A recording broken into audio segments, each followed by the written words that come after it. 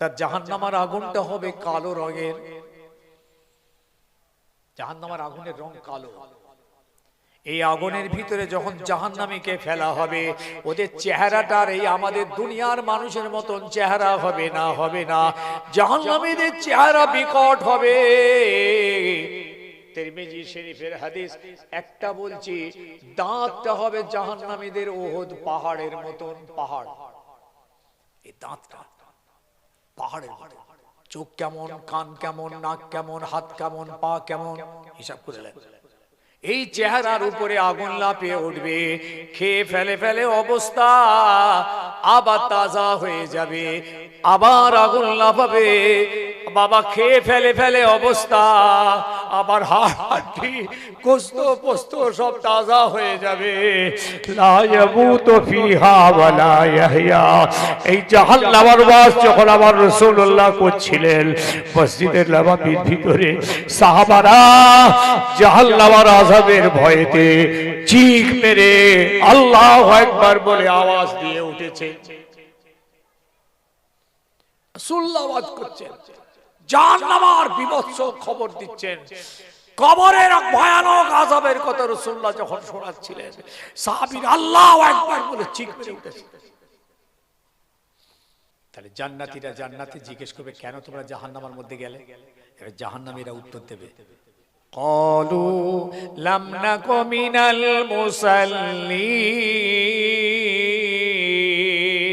ওগো দুনিয়ার জমিনে আমরা মুসল্লি হইনি, নামাজি হইনি, নামাজ পড়িনি।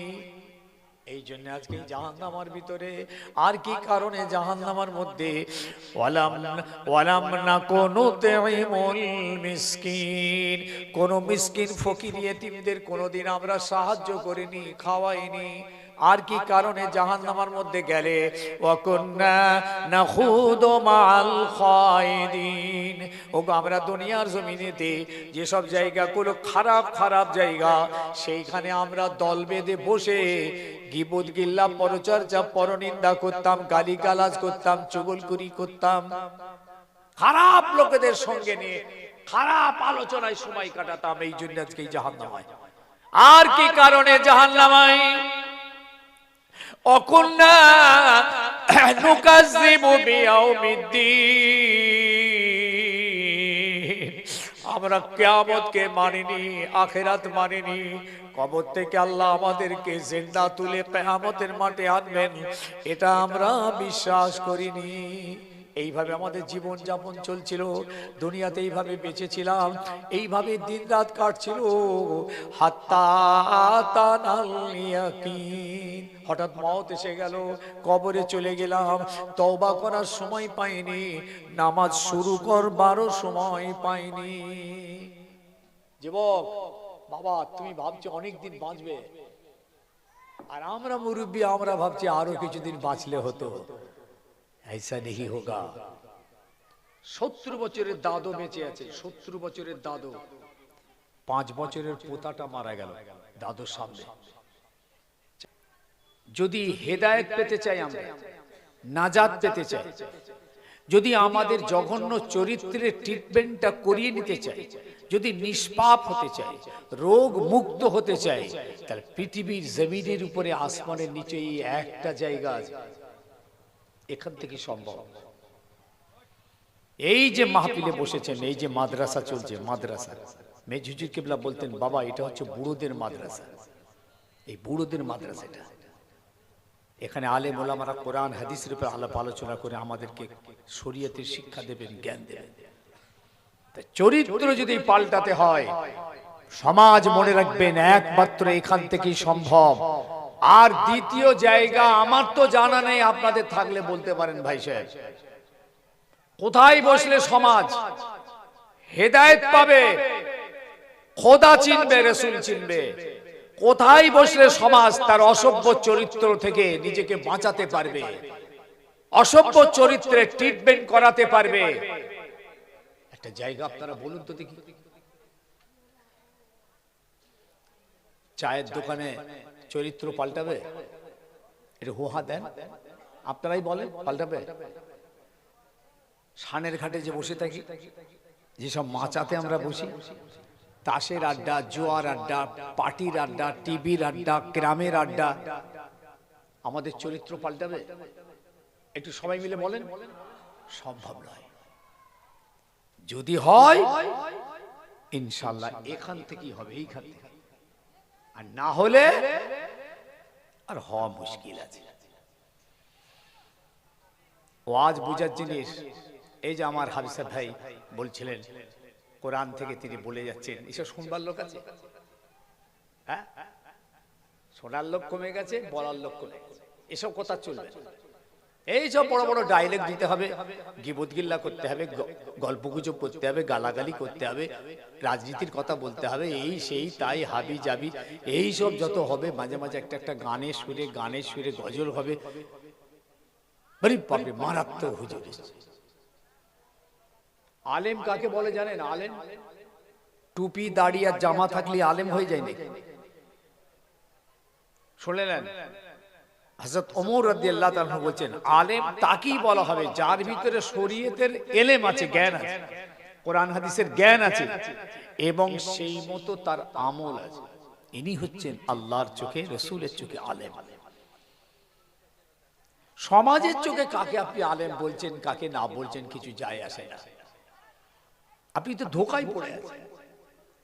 আল্লাহ, আল্লাহ রাসূল যাকে আলেম বলবেন তিনি হবেন আলেম। এই যে বসিয়ে দিয়েছেন আপনি আমাকে এখানে, এটা একটা আমানত। এই স্টেজটা একটা আমানত, শরীয়তের আমানত এটা। এই আমানতের খেয়ানত যেন কোনো বক্তা না করে। আপনারা চাতক পাখির মতো আমার দিকে চেয়ে আছেন আর আমাকে এখানে বসিয়ে দিয়েছেন, বিরাট একটা আমানত মাথায় চাপিয়ে দিয়েছেন। আপনাকে ঠিক ঠিক সঠিক কোরআন হাদিসের তথ্য আপনাদের সামনে পেশ করতে হবে। এখানে আগড়ম বাগড়ম কথাবার্তা বলার জায়গা নয়, এখানে রাগ গোসা মেটানোর জায়গা নয়, রাজনীতির কথাবার্তা বলার জায়গা নয়। এই আমানতের খেয়ানত যেন করবেন না। আমি গাঁট গুনে বলছি, এই সব বক্তারা যারা পশ্চিম বাংলায় ঘুরছে, ভাই সাহেব, একটা কোরআন সহি ভাবে পড়তে পারে না। মানে মতলব তো ছাড়ো, একটা কোরআন পাক সহি ভাবে পড়তে পারে না, হাদিস জানে না, হাদিস পড়তে পারে না, কোন কোরআনের তাফসীর করতে জানে না। এরা বক্তা, এরা আলেম। আপনারা সহজ সরল মনের মানুষ, সাদা সিধে মানুষ, ধোকায় পড়ে যাচ্ছে। সবাই এসে দাবি দাবি কথা বলছে।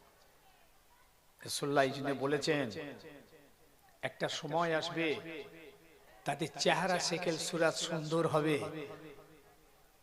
তাদের কথাবার্তা গুলো নবীদের মতো হবে। কালামুহুম কা কালামুল আম্বিয়া, নবীদের মতো কথা বলবে। কুলুবুহুম কা কুলুবুজ যিব, তাদের ভিতরটা হবে নেকড়ে বাঘের মতো। ওয়াফিলুহুম কা ফিলিল ফারাইনা, তাদের কাজকামগুলো হবে চতুষ্পদ জন্তুর মতো। আমি আবার বলছি, আপনাদের বাঁচার জন্য এখানে এসেছেন, শুনবার জন্য নয়। শুনলে আপনি বাঁচতে পারবেন না, শুনলে আপনি হেদায়েত হতে পারবেন না। ওয়াজের মাহফিলে বসলে হেদায়েত হওয়া যায় না, ওয়াজ দিলে হেদায়েত হওয়া যায় না, আলেম ওলামাদের কথা শুনলেই হেদায়েত হওয়া যায় না। এখানে বসলে আমরা হেদায়েতের রাস্তার খুঁজে পাই, হেদায়েতের দিশা খুঁজে পাই, নাজাতের পথ খুঁজে পাই, আল্লাহ রসুলকে পাওয়ার রাস্তার সন্ধান খুঁজে পাই। এখানে পাওয়ার জায়গা, রাস্তা পাওয়ার জায়গা। এখান থেকে উঠে আমাদেরকে সেই রাস্তায় চলতে হবে, তবে আপনি হেদায়েত হবেন। যদি বলেন হুজুরি কিরকম কথা বলছেন, আমরা তো হেদায়েত হওয়ার জন্য এখানে বসেছি, এইখানে বসলেই তো আমরা ভালো হয়ে যাব। আচ্ছা, তাহলে আমার প্রশ্নের উত্তর দেন। আমার যে ভাইটা 60 থেকে 65 70 বছর ধরে ওয়াজ শুনছেন এই পৃথিবীর জমিনে, ওয়াজ শুনতে শুনতে বয়স হয়ে গেছে 65, কিছু কম বেশি 25,000 20,000 আলেম পার করে দিয়েছেন আপনার জীবনে। আপনি খালি ওয়াজ শুনছেন, এই 20-25 হাজার আলেমের ওয়াজ শোনা আপনার হয়ে গেছে, এখনো পর্যন্ত আপনাকে নামাজ পড়ানো যায়নি। আমার সঙ্গে একমত? কথা বলেন না কেন? আরে হোহা দিতে হবে, হচ্ছে না হয় না। আপনি 60 বছর বয়স হয়ে গেল, কোন জলসা আপনি বাদ দেন না। এইভাবে 20,000 আলেমের ওয়াজ শুনেছেন আপনার দীর্ঘ জীবনে।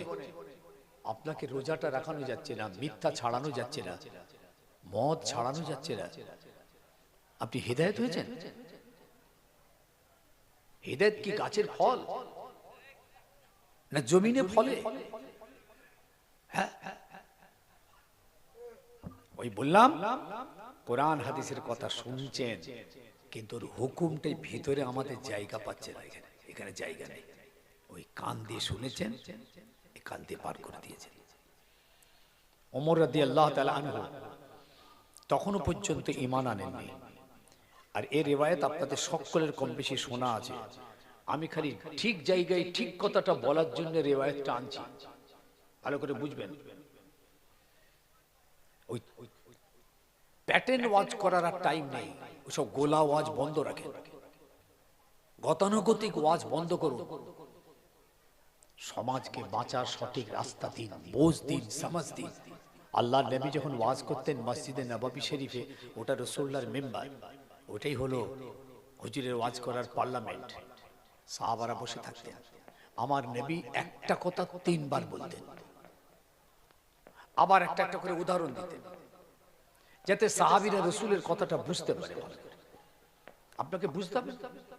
এক একটা বক্তা দেখবেন এমন চেঁচাচ্ছে আর এমন ঝড়ের মতো বলে যাচ্ছে, কি বলছে হাতে ঘোড়া ও নিজেই মনে হয় জানে না। শ্রোতা কি বুঝবে? এত সহজ নাকি? একটা মানুষকে শরীয়তের ঠিক কথাটা পুঙ্খানুপুঙ্খ দিমাগের মধ্যে আনতে গেলে কিভাবে বলতে হয়, এত সহজ? রাসূলুল্লাহ 3 বার করে বলতেন, 3 বার একই কথা 3 বার বলছেন, সাহাবীরা যাতে না বুঝে উঠে না যায়। এই কথাটা আমার বুঝতেই পারলাম না, উঠে চলে গেল। ওমর রাদিয়াল্লাহু তাআলা ঈমান আনেননি।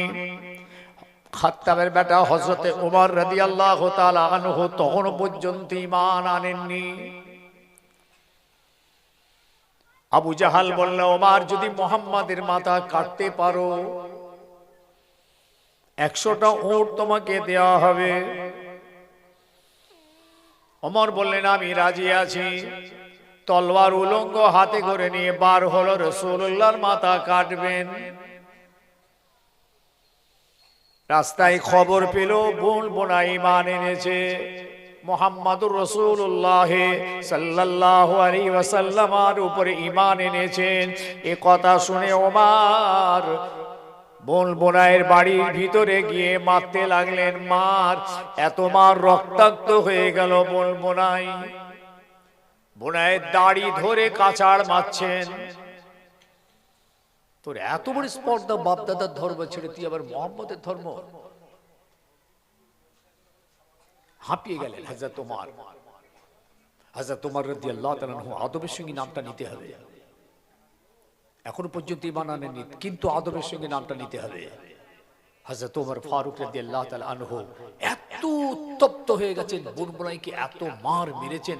ওই ঘরে ঢুকবার মুহূর্তে না একজন শিক্ষক তাদেরকে কোরআন শিখাচ্ছিলেন, কোরআন পড়াচ্ছিলেন। তিনি ভয়ে ঘরের পিছনে লুকিয়ে গেলেন যে ওমর এসে গেছেন, মেরে ফেলবে আমাকে। এইবার হযরত ওমর ফারুক বললেন, ফাতেমা, বোনের নাম ফাতেমা, আচ্ছা তুমি কি একটা পড়ছিলে, কই আমার হাতে দাও তো। ফাতেমা বোন কাগজটা হাতে দিলেন। তখন কোরআন শরীফ এইরকম লেখা হয়নি এক জায়গায়। এই যে আমাদের হাতে এখন যে কোরআন 30 পারা না, এরকম কোরআন এক জায়গায় জমা হয়নি। তখন বিক্ষিপ্ত ভাবে ছিল, হাফেজ সাহেবদের সিনাতে ছিল হাফেজ কোরআন। যেসব সাহাবী হাফেজ ছিল তাদের অন্তরে কোরআন মুখস্থ ছিল সিনাতে। কিছু পাথরে, কিছু চামড়া এই তলোয়ারের খাপেতে লেখা ছিল। এখন ফাতেমা হযরত ওমর রাদিয়াল্লাহু আনহু হাতেতে একটা ছোট্ট আয়াতের টুকরা দিচ্ছেন। দেখেন হেদায়েত কোথায়, দেখেন ছোট্ট আয়াতের টুকরা সূরা তাহা।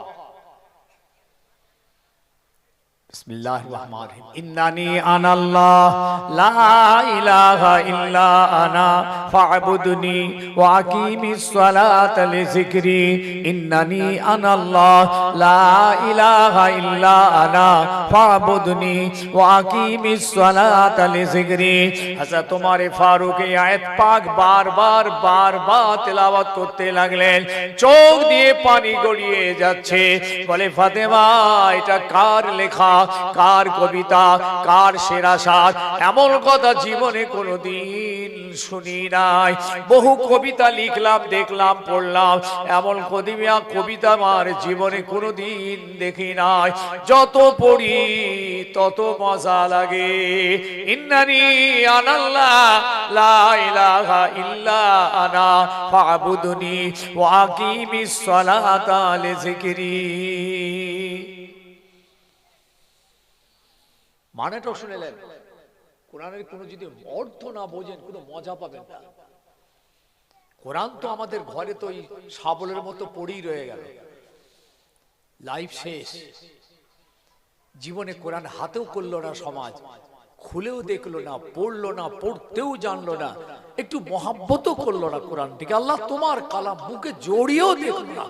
যদি বা কোরআন শুধু মহাব্বত করার জন্য আসেনি, কোরআন চুমু খাওয়ার জন্য, চোখে মাথায় ঠেকানোর জন্য আসেনি, কোরআনকে ভালো কাপড় দিয়ে গেলাপ দিয়ে জড়িয়ে কোন মাচায় তুলে রাখার জন্য আসেনি, শুধু কোরআন তেলাওয়াতের জন্য আসেনি। কোরআন এসেছে তার ভিতরে যে আল্লাহর হুকুম আছে, এই হুকুমগুলো অন্তরে জায়গা দিয়ে বাস্তবে রূপ দিতে হবে। এই জন্য কোরআন এসেছে।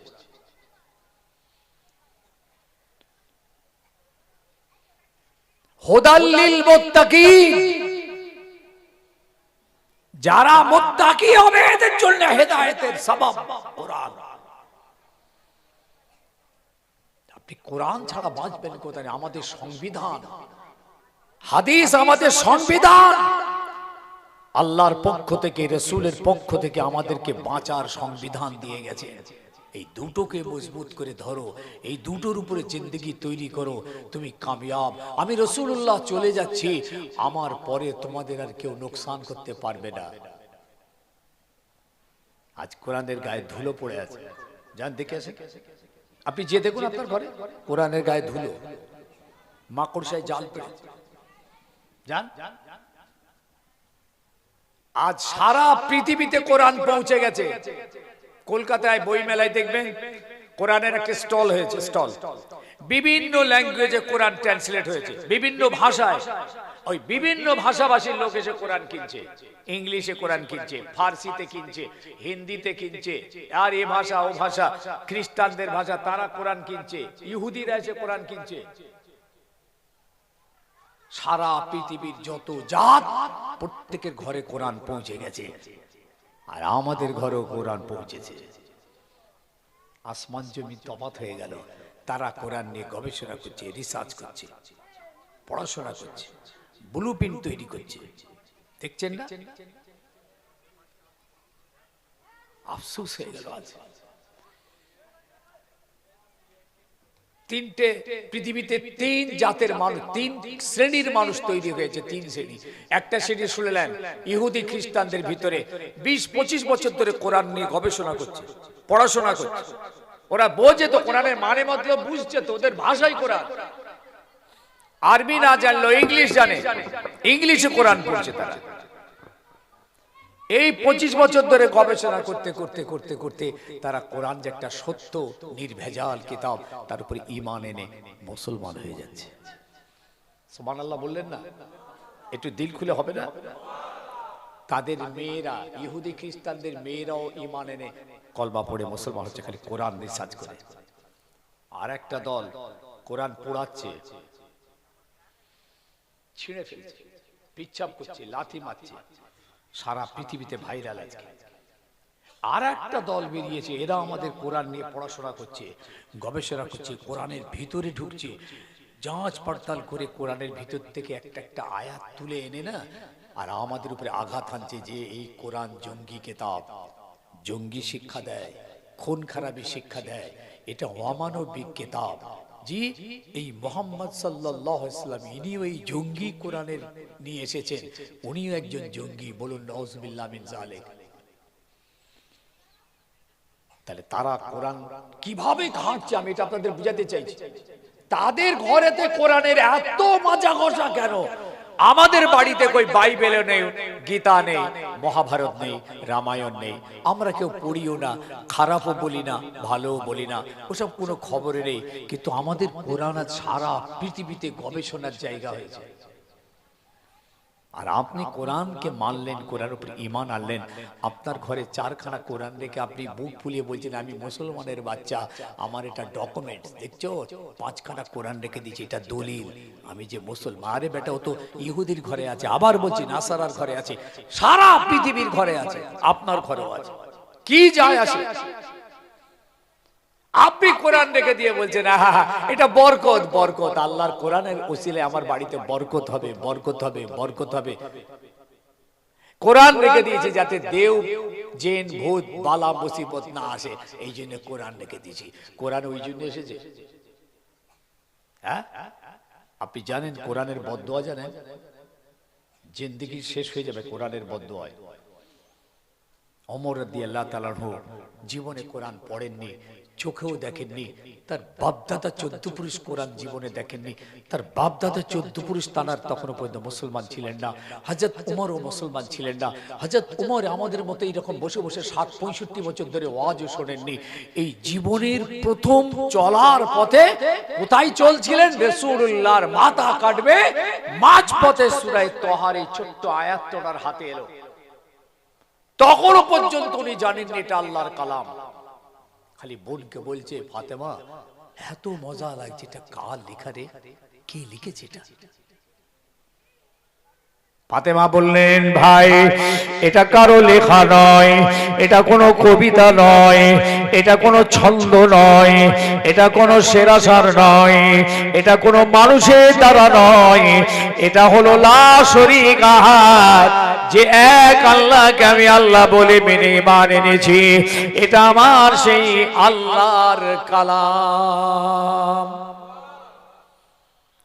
মানেটা শুনলেন? এই ছোট্ট আয়াতের টুকরার কত পাওয়ার হলো দেখুন, কি পাওয়ার।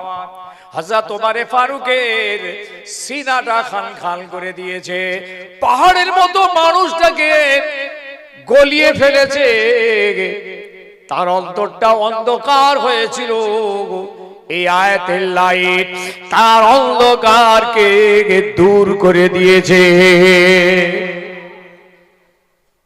ইন্নানি আনাল্লাহ, নিশ্চয়ই আমি হচ্ছি আল্লাহ, লা ইলাহা ইল্লা আনা, আমি ছাড়া পৃথিবীতে কোনো ইলাহ কোনো মাবুদ নেই, ফাবুদুনি, আমারই ইবাদত কর, ওয়াকিমিস সালাতা লিযিকরি, আর আমাকে স্মরণ করার জন্য আমার জমিনে আমার নামাজ কায়েম কর।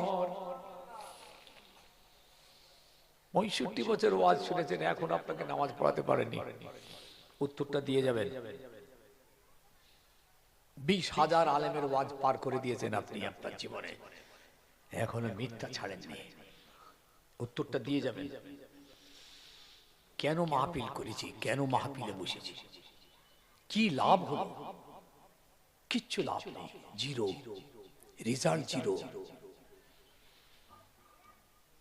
যে ছেলেটা মদ খায় সেও ওয়াজ শুনছে, নামাজ পড়ে না সেও ওয়াজ শুনছে, বাপ মাকে ধরে মারে সেও ওয়াজ শুনছে, জিনা ব্যভিচারী সুদ ঘুষ তারাও ওয়াজ শুনছে, জিরো রেজাল্ট, জিরো।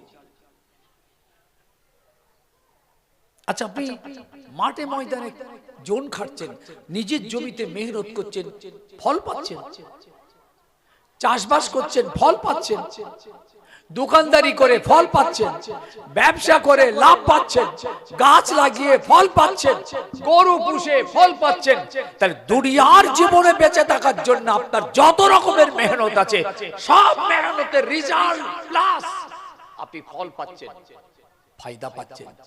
কিন্তু আজ এই মাহফিলে বসেছে দুনিয়ার জীবনের জন্য নয়, আখিরাতের জীবনে বাঁচার জন্য, কবরের জীবনে বাঁচার জন্য, মাহশার ময়দানের জীবনে বাঁচার জন্য আপনি মেহনত করতে এখানে বসেছেন। হাড় ভাঙা খাটুনি খাটছেন সন্ধ্যা থেকে, অনেক জায়গায় সকাল পর্যন্ত মেহনত তারা করার পরেও রেজাল্টটা বলে যাবেন কি ফল পেয়েছেন?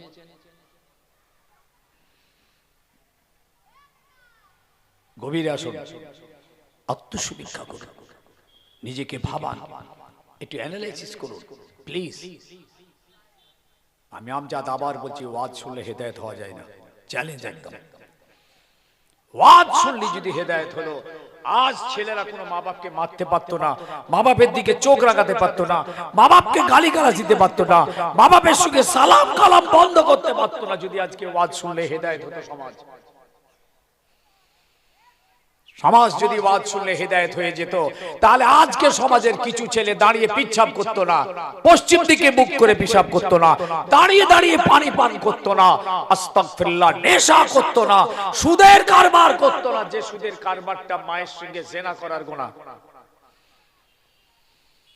ওয়াজ শুনলে হেদায়েত হওয়া যায় না, প্রমাণ এইটাই প্রমাণ। নাহলে আপনাদের উত্তর দিতে হবে। এত মেহনত করছেন সারা রাত, রেজাল্ট জিরো। এটা আখিরাতে বাঁচার জন্য এই মেহনতটা করছেন, দুনিয়াতে বাঁচার জন্য নয়। দুনিয়ায় এখান থেকে কিছু পাওনা নেই। কি পাওনা আছে আপনার? আপনি আখিরাতে বাঁচবার ভয়ে, কবরে বাঁচবার ভয়ে, জাহান্নামা থেকে বাঁচার ভয়ে, কিয়ামতের ময়দানে বাঁচার জন্য সেই ভয়ে আপনি মাহফিল করে মাহফিলে বসে সারা রাত মেহনত করছেন, আর রেজাল্ট নেই। আমি কি বুঝাতে পারছি? এই হোহা দেবেন তো? আমার কথা কি বুঝছেন নাকি না বুঝছেন? আপনাদের টোনা তো আমার জীবনে দুবার এলাম, এই দ্বিতীয় আর একবার এসেছিলাম বছর 2 আগে, মনে হচ্ছে সামনে আগের দিকটায়। মনে পড়ছে আপনাদের? চেনেন আমাকে? কেউ চেনেন না মনে হয়? টোনা গ্রামের সঙ্গে আমার খুবই বিশাল পরিচিতি আছে। বিশেষ করে আমার হযরত মাওলানা আব্দুল হাকিম সাহেব, এনার সঙ্গে তো দীর্ঘ জায়গায় দীর্ঘ সময় দেখা সাক্ষাৎ হয়। উনি আমায় ফোন করেন, আমিও করি প্রয়োজন মতো। এই দ্বিতীয়বার এসেছি আপনাদের গ্রামে, যার জন্য আমার মনে হয় আমার এসব ওয়াজ মনে আপনার ঠিক পছন্দ হচ্ছে না। একটু হোহা দেন, কথা কি বুঝছেন নাকি আমি এরকম বলবো না, ছেড়ে দেবো? আমি কিছু প্যাটার্ন ওয়াজ করবো, মুখস্থ গদ শুরু করবো, শুনবো ওই গল্প কাহিনীগুলো শুরু করবো, সূর্যের টান দেওয়া যে এক ঝড়ে চলে যাবো না, কি করবো? তোমাদের হাতে ধরে বলছি সোনার যুবক, তোমাদের অনুরোধ করে বলছি করজোড়ে, বাঁচার জন্য এসেছি, বসেছি সবাই। বাঁচতে হবে, দুনিয়াতেও বাঁচতে হবে, কবরে বাঁচতে হবে, আখিরাতে বাঁচতে হবে। হযরত ওমর রাদিয়াল্লাহু তাআলা আনহু যখন জানতে পারলেন এটা আল্লাহর কালাম, বললেন ফাতেমা চলো আমি ওই মোহাম্মদকে মোহাম্মদ রাসূলুল্লাহ বলে আমি মানতে চাই। সুবহানাল্লাহ বলে চলে যাচ্ছেন, পরিবর্তন হয়ে গেছে। ভিতর কোরআনের লাইট, কোরআনের তীর সিনা খান খান করে দিয়েছেন।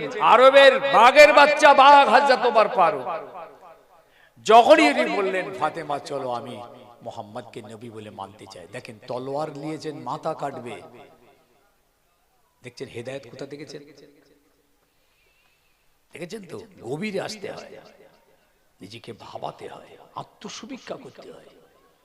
আপনি চাষ করতে গিয়ে ভাবছেন, ভেবেচিন্তে চাষ করেন, সেই জন্য চাষে লাভ হয়। ব্যবসা করছেন, কত ভেবেচিন্তে ব্যবসা করছেন যাতে ক্ষতি না হয়, তাই ব্যবসায় আপনার লাভ হয়। গাছপালা ইত্যাদি করছেন, কত ভেবেচিন্তে যাতে লাভ হয়। টোটাল জীবনটাকে আপনি টেনে নিয়ে যাচ্ছেন, ভেবেচিন্তে ভেবেচিন্তে ভেবেচিন্তে পা ফেলছেন যাতে লস না হয়। আমরা পৃথিবীতে বাঁচার জন্য একটা পা লসে রান করি না, যেখানেই দেখবো ক্ষতি আছে সেখান থেকে পিছিয়ে আসি। দুনিয়ায় বেঁচে থাকার জন্য, দুনিয়ায় আয়েশ আরামের জন্য। ভাই ইমানদার, আর একটা জীবন আমাদের অপেক্ষা করছে, সেই জীবনে বাঁচার জন্য আপনার আমার ভাবনা নেই কেন? আপনি লসে রান করছেন কেন? আপনি জানেন এই জীবনটার থেকে সেই জীবনটা কত কঠিন? এই জীবন তো ধোঁকা, এটা তো মিথ্যা।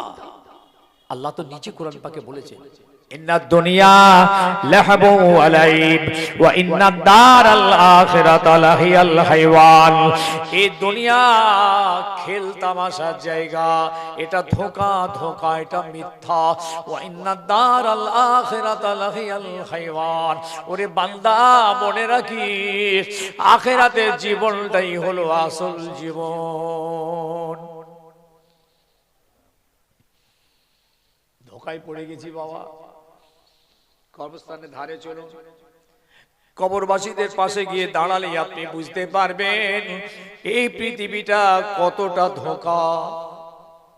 সব শুয়ে আছে লাইন দিয়ে, লাইন দিয়ে শুয়ে আছে।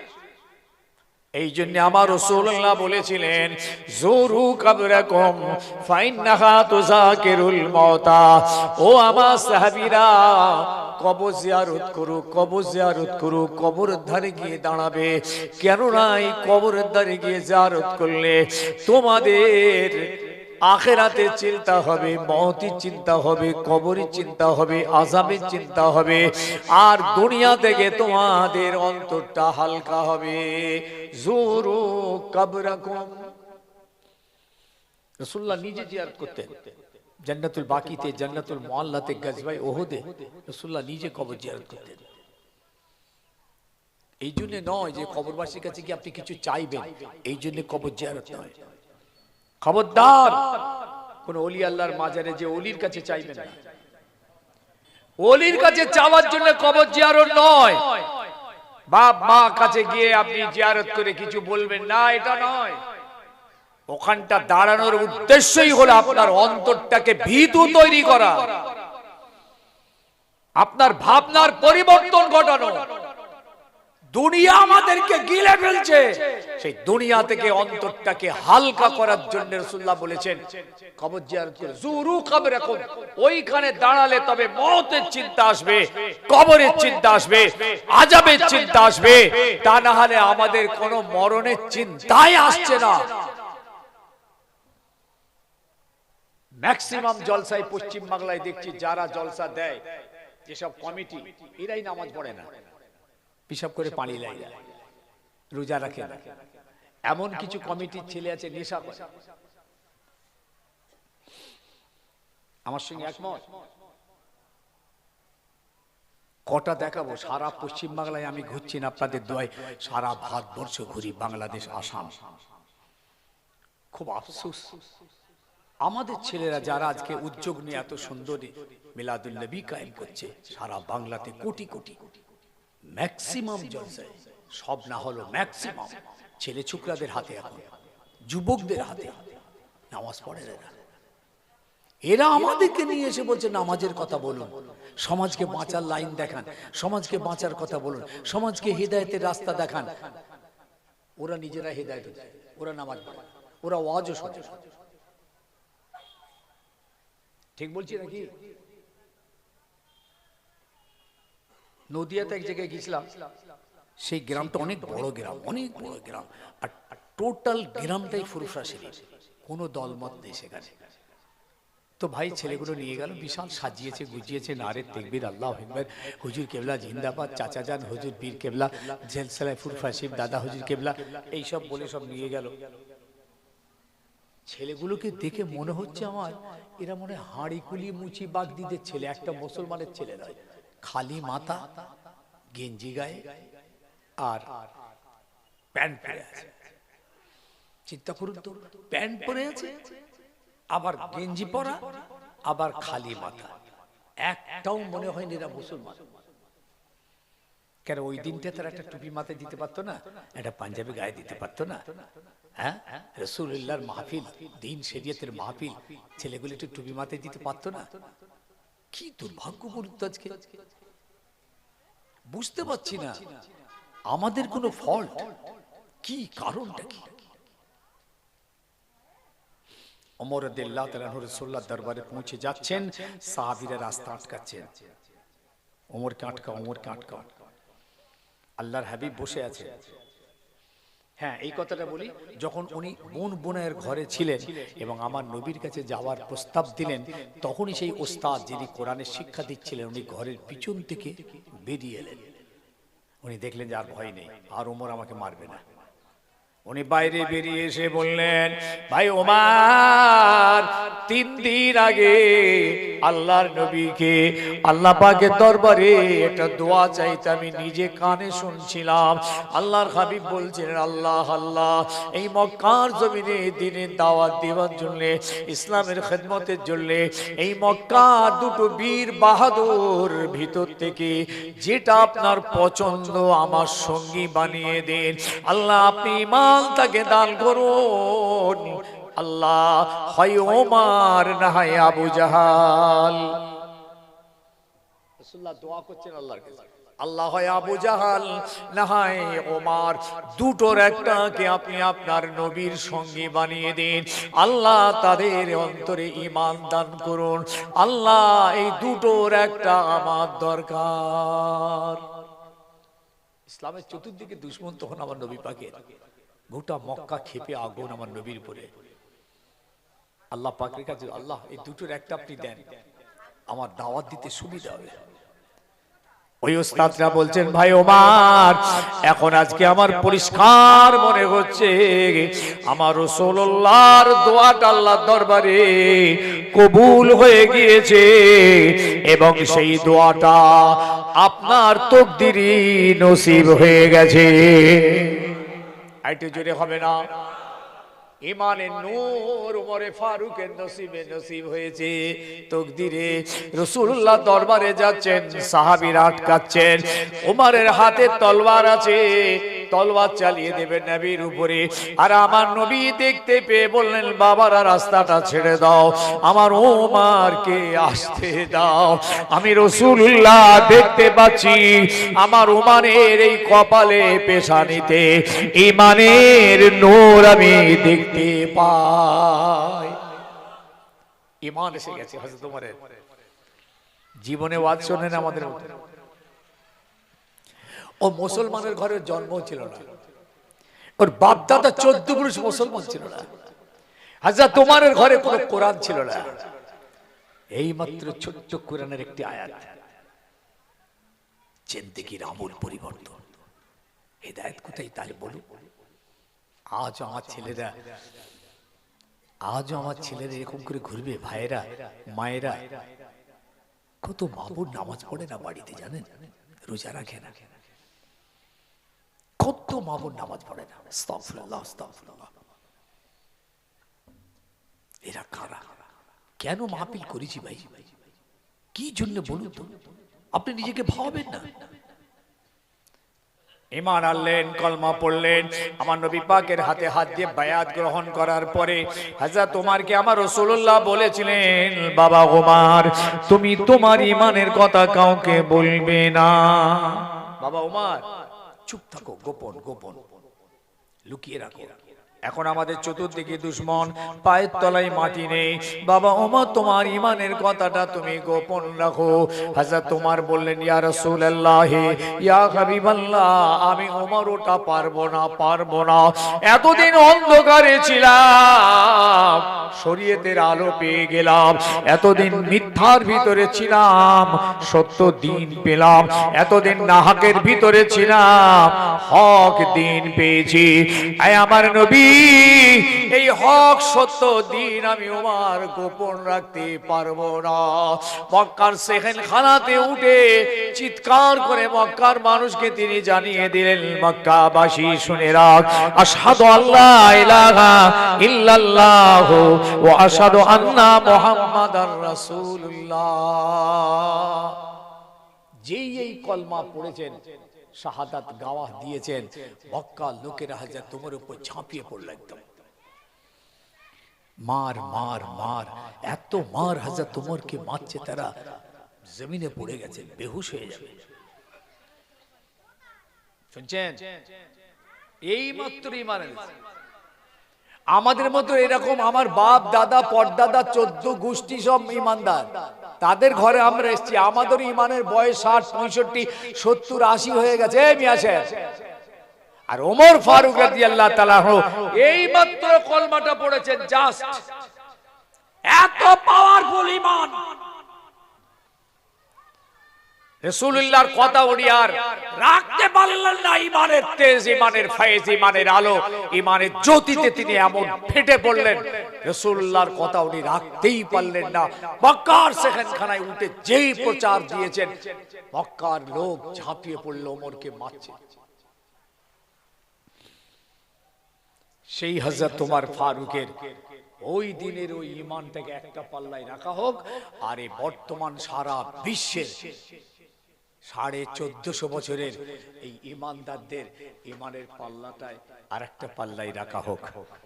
আমার হযরত ওমর ফারুকের ঈমানের ওজনের পাল্লাটা ভারী হয়ে যাবে। শুনছেন? এই সুবহানাল্লাহ পড়ে আমরা কিন্তু রেহাই পাবো না, মারহাবা নারে তাকবীর দিয়ে রেহাই পাবো না।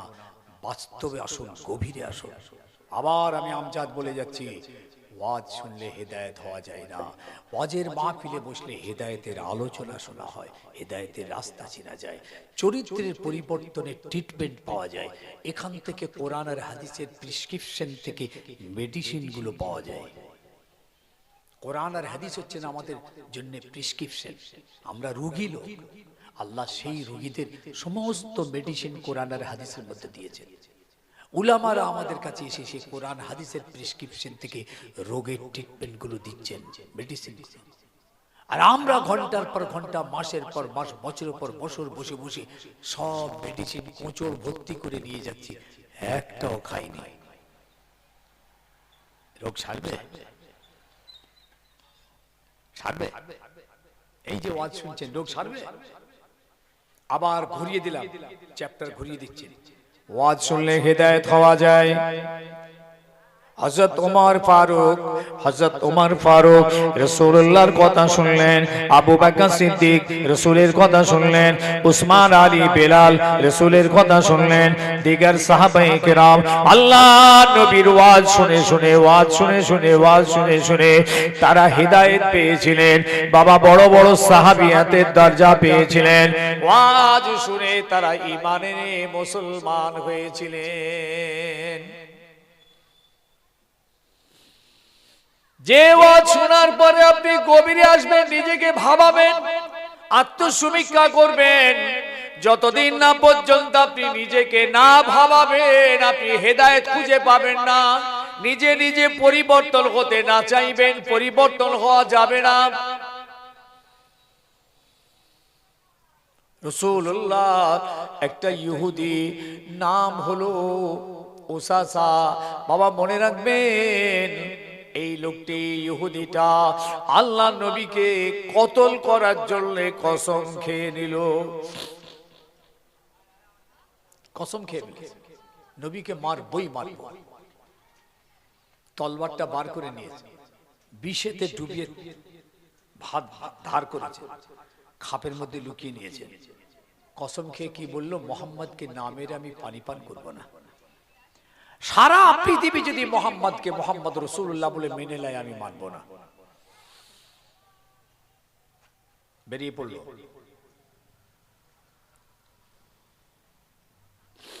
শাইবা বিনে উসমান, ওই ইহুদিটার নাম শাইবা বিনে উসমান, উসমানের ছেলে শাইবা। খুঁজছে, রাসূলকে খুঁজছে। এই শুনছেন তো? দেখেন হেদায়েত কিরকম, দেখুন। খুঁজতে খুঁজতে খুঁজতে খুঁজতে আমার হাবিবকে একটা যুদ্ধের ময়দানে পেল। সাহাবীরা ঘিরে রেখেছে রাসূলকে, উনি টার্গেট দিচ্ছে রাসূলকে মারার জন্য। কোনো পজিশন নিতে পারছে না, ডায়ে বাঁয়ে, সামনে পিছনে।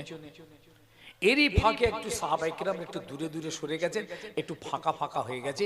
ওই সুযোগে ওই শাইবা বিনে উসমান নামে ওই ইহুদিটা একদম খাপ থেকে তলোয়ার টেনে বার করে রাসূলের উপরে ওয়ার করবেন। যেই তলোয়ার তুলে ওয়ার করবেন, আল্লাহ রাব্বুল আলামিন, বুখারীতে সেই হাদিসটা, গায়েব থেকে একটা বিজলির মতো আলো জারি করে দিয়েছিলেন। ওই আলোটা এত তীব্র পাওয়ারফুল ছিল, ওই ইহুদি চোখে এসে যখন ওই লাইটটা ফ্লাক্স হলো, ও সঙ্গে সঙ্গে তলোয়ার ফেলে দিয়ে দুটো হাত দিয়ে চোখ চেপে ধরল। আমার রাসূল কিন্তু চেয়ে আছে। সুবহানাল্লাহ বলেন, সুবহানাল্লাহ বলুন। তাহলে শাইবা আর আমার রাসূলের মাঝখানে তলোয়ারটা তুলেছে মারবে, আল্লাহর হাবিব আর এই শাইবার মিডিলে ওই বিজলির চামক হলো একটা, আর চামকটা এত পাওয়ার যে এ চোখ আর সামলাতে পারলো না, তলোয়ার ফেলে দিয়ে আপনি চোখ চেপে ধরবে। আল্লাহর হাবিব দেখলেন শাইবা তলোয়ার তুলেছিল আমাকে মারার জন্য, আল্লাহর হাবিব আস্তে আস্তে তলোয়ারটা তুলে নিলেন। ও শাইবা, কি হয়েছে বাবা, কেন তুমি আমাকে মারার জন্য তলোয়ার তুলেছিলে? আমি তো তোমার কোনো নোকসান করি নাই, ক্ষতি করি নাই, আমি তো তোমার দুশমন নই, কেন তলোয়ার তুমি তুললে? ও শাইবা, তলোয়ার এখন আমার হাতে, আমি মনে করলে এখনই তোমার বদলাটা নিয়ে নিতে পারি। সাহাবীরা বলছে, ইয়া রাসূলুল্লাহ, আপনি হুকুম দেন, একে আর রাখা যাবে না, দুনিয়া থেকে তুলে দি। আমার হাবিব বলছেন, সবর করো, আল্লাহ আমাকে বদলা নেওয়ার জন্য পাঠাননি, প্রতিশোধ নেওয়ার জন্য পাঠাননি, আল্লাহ আমাকে রাহমাতাল লিল আলামিন করে পাঠিয়েছে। কি ঘটনা ঘটছে দেখুন। ওয়াজ তো শুনছেন 60 বছর, এখন আপনাকে নামাজ পড়াতে পারে? ফেরেশতা এলে ওয়াজ করলে হয় কিনা জানি না, তাহলে আল্লাহকে বলি আল্লাহ ফেরেশতা নামান।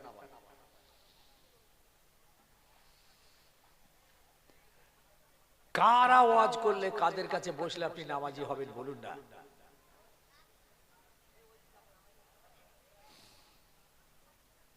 আল্লাহ নবী এবার করলেন কি শোনেন, তলোয়ারটা রেখেছে, আস্তে আস্তে নিজের ভালোবাসার হাত, দয়ার হাত, মায়ার হাত, ক্ষমার হাত, প্রেম প্রীতির হাত আল্লাহ নবী আস্তে আস্তে বাড়িয়ে ওই শাইবা বিনে ওসমানকে দুটো হাতের মাঝখান করে নিজের বুকের কাছে টেনে এনে বললেন, ও শাইবা, যাও যাও, আল্লাহ আমাকে প্রতিশোধ নেওয়ার জন্য পাঠাননি, আমি তোমাকে আল্লাহর হস্তে ক্ষমা করে দিলাম। দেখছেন, শাইবা পিছন দিকে সরে এসেছে, রাসূলুল্লাহ ছেড়ে দিয়েছেন, ও হাত চোখ থেকে হাত নামিয়ে আমার রাসূলের দিকে তাকিয়ে আছে, দেখছেন, ও এবার ভাবছেন, দেখেন কি ভাবছে, এই নাকি সেই মুহাম্মদ সাল্লাল্লাহু আলাইহি ওয়াসাল্লাম যাকে মারার জন্য আমি কসম খেয়েছিলাম, এই নাকি সেই মুহাম্মদ সাল্লাল্লাহু আলাইহি ওয়াসাল্লাম যাকে না মেরে আমি পানি পান করব না বলেছিলাম, এই নাকি সেই মুহাম্মদ সাল্লাল্লাহু আলাইহি ওয়াসাল্লাম যাকে মারার জন্য তলোয়ারটা আমি বিষেতে ডুবিয়ে আমি ধার দিয়েছিলাম, এই নাকি সেই মুহাম্মদ সাল্লাল্লাহু আলাইহি ওয়াসাল্লাম যাকে পৃথিবীর মানুষ নবী বলে মানলেও আমি মানব না বলেছিলাম। এই মুহাম্মাদের মনে এত মায়া, এত দয়া, এত ভালোবাসা আমার জানা ছিল না, আমি তলোয়ার তুললাম মারার জন্য, মারতে পারলাম না। মুহাম্মদ তলোয়ার হাতে নিয়েও আমাকে মানলেন না, তার সঙ্গীরা মারতে চাইলো, রাসূল মারতেও দিলেন না, বরং মুহাম্মদ আমাকে ভালোবাসার হাত দিয়ে বুকে জড়িয়ে ধরে ক্ষমা করে দিয়েছেন। এমন নবী মিলবে না, এমন রাসূল মিলবে না, এমন পয়গম্বর মিলবে না। এই চিন্তা করতে করতে দিন তার ভিতরে গুরুত্ব পেল, ইসলাম গুরুত্ব পেল, কোরআন গুরুত্ব পেল, নবী গুরুত্ব পেল। সঙ্গে সঙ্গে হাত বাড়িয়ে আল্লাহ নবীর মোবারক হাত ধরে তওবা করে কলমা পড়ে ঈমানের মুসলমান হয়ে গিয়েছে। জীবনে ওয়াজ শোনেনি আমাদের মতো, তার বাপ দাদা 14 বছর মুসলমান ছিল না, ওই শাইবার ঘরে কোনো কোরআনও ছিল না। আমার নবী একবারের জন্য বলেনি তুমি ঈমান আনো, নাই তোমায় কতল করা হবে, এটাও রাসূল বলেননি। কিন্তু নিজেকে ভাবিয়েছে, আত্মসমীক্ষা করেছে, অ্যানালাইসিস করেছে, গবেষণা করেছে যে এই সেই মুহাম্মদ, এত মায়া, এত দয়া, এত প্রেম। এই ভাবতে ভাবতে ভাবতে ইসলামের সত্যতা উপলব্ধি করতে পেরেছি, কোরআন যে একটা সত্য বুঝতে পেরেছে, দ্বীন যে একটা সত্য ধর্ম বুঝতে পেরেছে। ভাবলে তবে হেদায়েত পাওয়া যায়। আপনি ভাবলে তবে ব্যবসাতে লাভ পান, না ভেবে ব্যবসা করেছেন লস, ভেবে চিন্তে হিসাব করে চাষ করেছেন লাভ, ভাবলেই ফল। আজ আমি আমজাদ আপনাদেরকে হেদায়েত করে ফেলবে এমন ব্যাপারটা নয়, কোনোদিন নয়। হেদায়েত আমাদের হাতে নয়, হেদায়েত আল্লাহ বলছেন আমার হাতে, মালিক আমি, তোমরা নও। নবী তুমিও হেদায়েতের মালিক নও, তুমি খালি পৌঁছে দাও, দায়িত্ব আমার। আল্লাহ বলছেন আমি আমার বান্দাকে হেদায়েত তখনই করব যখন ওরা আমার কাছে চাইবে। চাইতে হবে তবে আপনি পাবেন। দুনিয়ার তো এটাই সিস্টেম, চাইলে তবে তো পাওয়া যায়, না চাইলে আপনি পাবেন কি করে? পঞ্চায়েতে গেছেন চেয়েছেন, বিডিওতে গেছেন চেয়েছেন, থানায় গিয়ে দরখাস্ত করেছেন, হেডমাস্টারের কাছে দরখাস্ত করেছেন, পেয়েছেন। আল্লাহ বলছেন আমার কাছে হেদায়েতের দরখাস্ত দিতে হবে, তবে আমি ওদের হেদায়েত দেব। কথা শুনছেন নাকি? হেদায়েতের জন্য কি করতে হবে? কথা বলে না, সবাই মিলে বলে চাইতে হবে আল্লাহর কাছে অন্তর থেকে। কোরআনের আয়াত এসেছে, যতক্ষণ না কম আমার কাছে পরিবর্তন না চাইবে আমি আল্লাহ ওদের পরিবর্তন দিই না। আওয়াজ শুনলে হেদায়েত হয়ে যায় না। নূহ আলাইহিস সালাম, তুফান হয়ে গেছে, পৃথিবী ডুবে যাচ্ছে, নূহ নবীর সমস্ত কওমকে আল্লাহ ডুবিয়ে দিয়েছেন। কেনান তখনও সাঁতার কাটছেন, নূহ আলাইহিস সালাম নৌকার উপরে রয়েছেন। শুনছেন শুনছেন 900 বছর ওয়াজ করেছেন নবী নূহ আলাইহিস সালাম। 900 বছর একজন নবী ওয়াজ করছেন, কম হেদায়েত হয়নি। 900 বছর আল্লাহ বললেন নূহ তুমি নৌকা বানাও, আমি তোমার ওই কওমকে আর বাঁচিয়ে রাখবো না, আমি পানিতে ডুবিয়ে আমি সব মেরে ফেলবো। তুমি নৌকা বানাও, যে কটা তোমাকে মেনেছে আমাকে মেনেছে তাদের নৌকায় তুলে নাও। নূহ আলাইহিস সালাম চতুর মিস্ত্রি ছিলেন, নৌকা বানিয়ে ফেললেন, বিশাল নৌকা। ওই ছোটখাটো যে নদীতে চলি নৌকা না, ও একটা গ্রামের মতন নৌকা। সব তুলেছেন নূহ আলাইহিস সালাম, জীব জন্তুর পশু পক্ষী, আল্লাহ যা বলেছেন তাই তুলেছেন।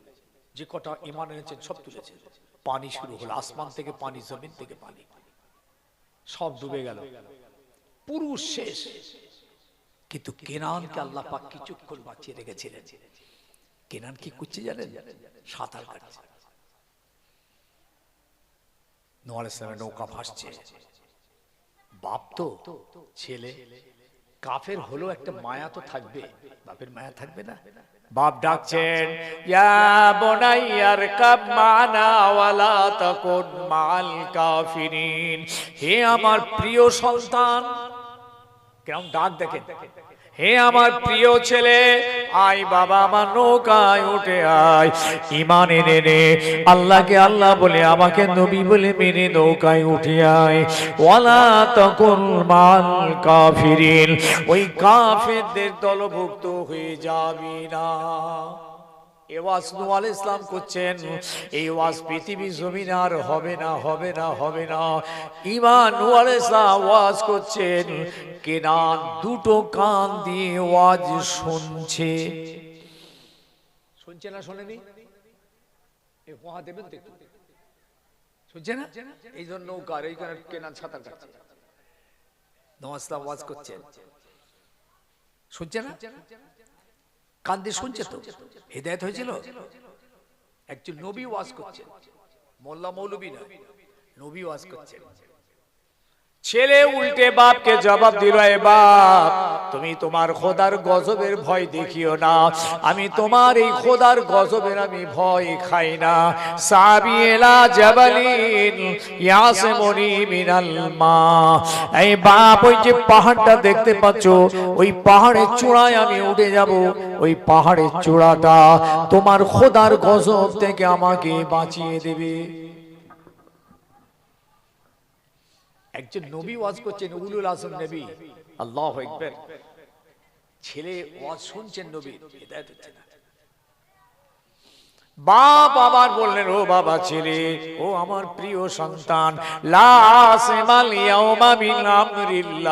বাবা ছেলে, আল্লাহর গজব শুরু হয়ে গেছে, এই গজব থেকে তোকে কেউ বাঁচাতে পারবে না। আয় বাবা ছেলে, আমার নৌকায় উঠে আয়, নৌকায় উঠে আয়, আমাকে নবী বলে মান, আল্লাহকে আল্লাহ বলে মেনে ঈমান ঢুকে এনে তুই আমার নৌকায় উঠে পড়। ইয়া বুনাইয়ার কাবমানা ওয়ালা তাকুন মাল কাফিরিন, তুই কাফেরদের সঙ্গে হয়ে যাস না। হলো না? বাপের এই করুণ ডাক, এই ওয়াজ কান দিয়ে শুনলো, হেদায়েত হলো না। কেন? ও অন্তর থেকে হেদায়েত চাইনি। ও যদি ওখানে চাইতো, আল্লাহ সঙ্গে সঙ্গে ওকে মুকাল্লিবাল কুলুব, ওর অন্তরকে ঘুরিয়ে হেদায়েতের নূর দিয়ে আল্লাহকে হেদায়েত নসিব করে দিত। অন্তর থেকে চাইনি। ফাহালা বাইনাহুমাল মাউজ ফাকানা মিনাল মুগরাকিন, একটা পানির ঢেউ এলো, নূহ আলাইহিস সালামের নৌকার সামনে একটা পানির ঢেউ এলো, এক ঢেউতে একদম কেনানকে তুলিয়ে দিল। বাপের সামনে ছেলে ডুবে গেল। ওয়াজ শুনে হিদায়াত। হ্যাঁ, ইব্রাহিম আলাইহিস সালাম ওয়াজ করছিলেন, নিজের বাপ আযর নিজে কান দিয়ে শুনছিল, হিদায়াত হয়নি। মুসা নবী আলাইহিস সালাম ওয়াজ করছিলেন, ফিরাউন দুটো কান দিয়ে শুনেছিল, হিদায়াত হয়নি। ইব্রাহিম আলাইহিস সালাম ওয়াজ করছিলেন, নমরুদ দুটো কান দিয়ে ওয়াজ শুনেছে, হিদায়াত হয়নি। আমার নবী মুহাম্মদুর রাসূলুল্লাহ সাল্লাল্লাহু আলাইহি ওয়াসাল্লাম ওয়াজ করছিলেন, চাচা আবু তালেব দুটো কান দিয়ে নসিহত শুনেছে, হিদায়াত হয়নি।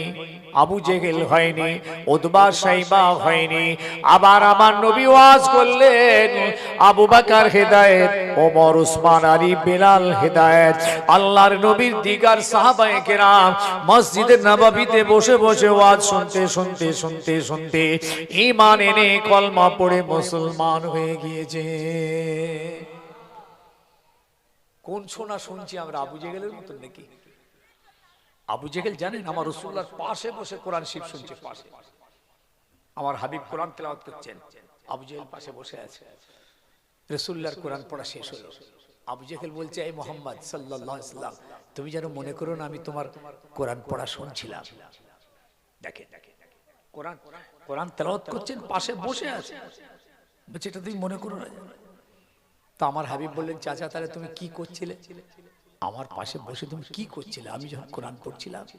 বলে, ও বাপ মারা মা মারা ছেলে বাবা মুহাম্মদ, তুমি যখন তোমার খোদার কোরআন পড়ছিলে, ওই সময়ে আমি তোমার মুখমণ্ডলটার দিকে তাকিয়ে তাকিয়ে তাকিয়ে দেখছিলাম, তোমার চেহারা মুখমণ্ডল থেকে একটা নূরের ঝলক দেখতে পাচ্ছিলাম। ও বাবা মুহাম্মদ, তোমার ওই নূরের ঝলক দেখতে দেখতে আমার মনে হচ্ছিল তোমার খোদা তোমাকে কবুল করে নিয়েছে। কার কথা এটা? আবু জেহেলের কথা। দেখেছেন, কোরআন শোনেনি, রাসূলুল্লাহর চেহারা মোবারকের নূর দেখতে পাচ্ছে, ওর আবার মনে হচ্ছে তোমার খোদা তোমাকে কবুল করে নিয়েছেন। কোরআনে আয়াত নাযিল হয়েছে, ফাইন্নাহুম লা ইউকাযযিবুনাক ওয়ালাকিন্না যালিমিনা বিআয়াতিল্লাহি ইয়াজহাদুন। ফাইন্নাহুম লা ইউকাযযিবুনাক, এই আমার নবী, এই আবু জেহেল ও দলবলের আপনাকে মিথ্যুক বলে জানে না, ওরা জানে আপনি সত্য নবী, হক নবী, কিন্তু মানে না। জানা আলাদা আর মানা আলাদা। আপনি খুব জানেন নামাজ না পড়লে কবিরা গুনাহ হবে, কিন্তু জানেন কিন্তু মানছেন না।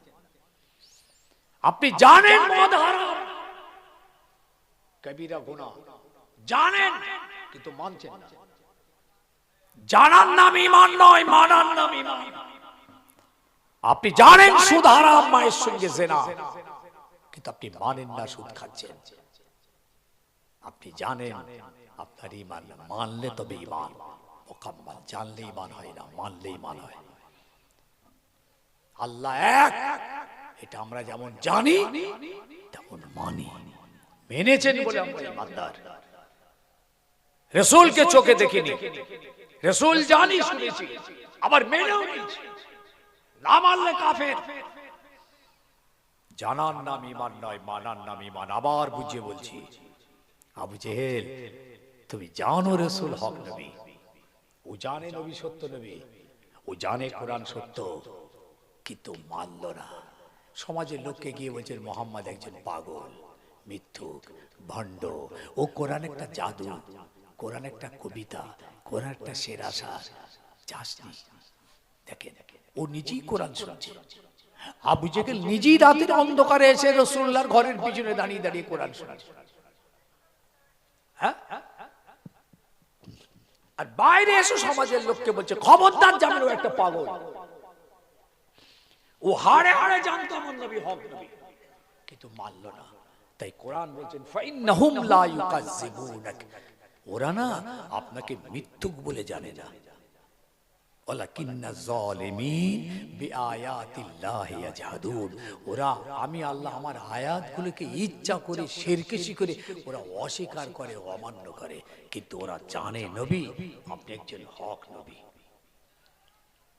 প্যারে হাজিরিন, আমার শ্রদ্ধ বাবাজি হাত জোর করে বলে যাচ্ছে, আমার ভাষা নেই বলার, প্লিজ যারা আজকে আমাদের মসজিদ ভেঙে দিচ্ছে, মাদ্রাসা ভেঙে দিচ্ছে, কোরআন পুড়িয়ে দিচ্ছে, ওয়াকাফ কেড়ে দিচ্ছে, আই লাভ মোহাম্মদ সাল্লাল্লাহু আলাইহি ওয়াসাল্লাম লেখার জন্য বলার জন্য জেলে দিচ্ছে, রাস্তায় নামাজ পড়লে জেলে ভরে দিচ্ছে, নামাজের কাতার দেখলে পুলিশ লাথি মারছে, যারা প্যালেস্তাইনের 70 থেকে 80 হাজার ইমানদারকে শহীদ করেছে, হাজার হাজার মসজিদ ভেঙে গড়িয়ে দিয়েছে, আজকে আমার সমাজের ছেলেরা তাদের অনুকরণ করে চলবে, তাদের অনুসরণ করবে, তাদের পায়রাবি করবে?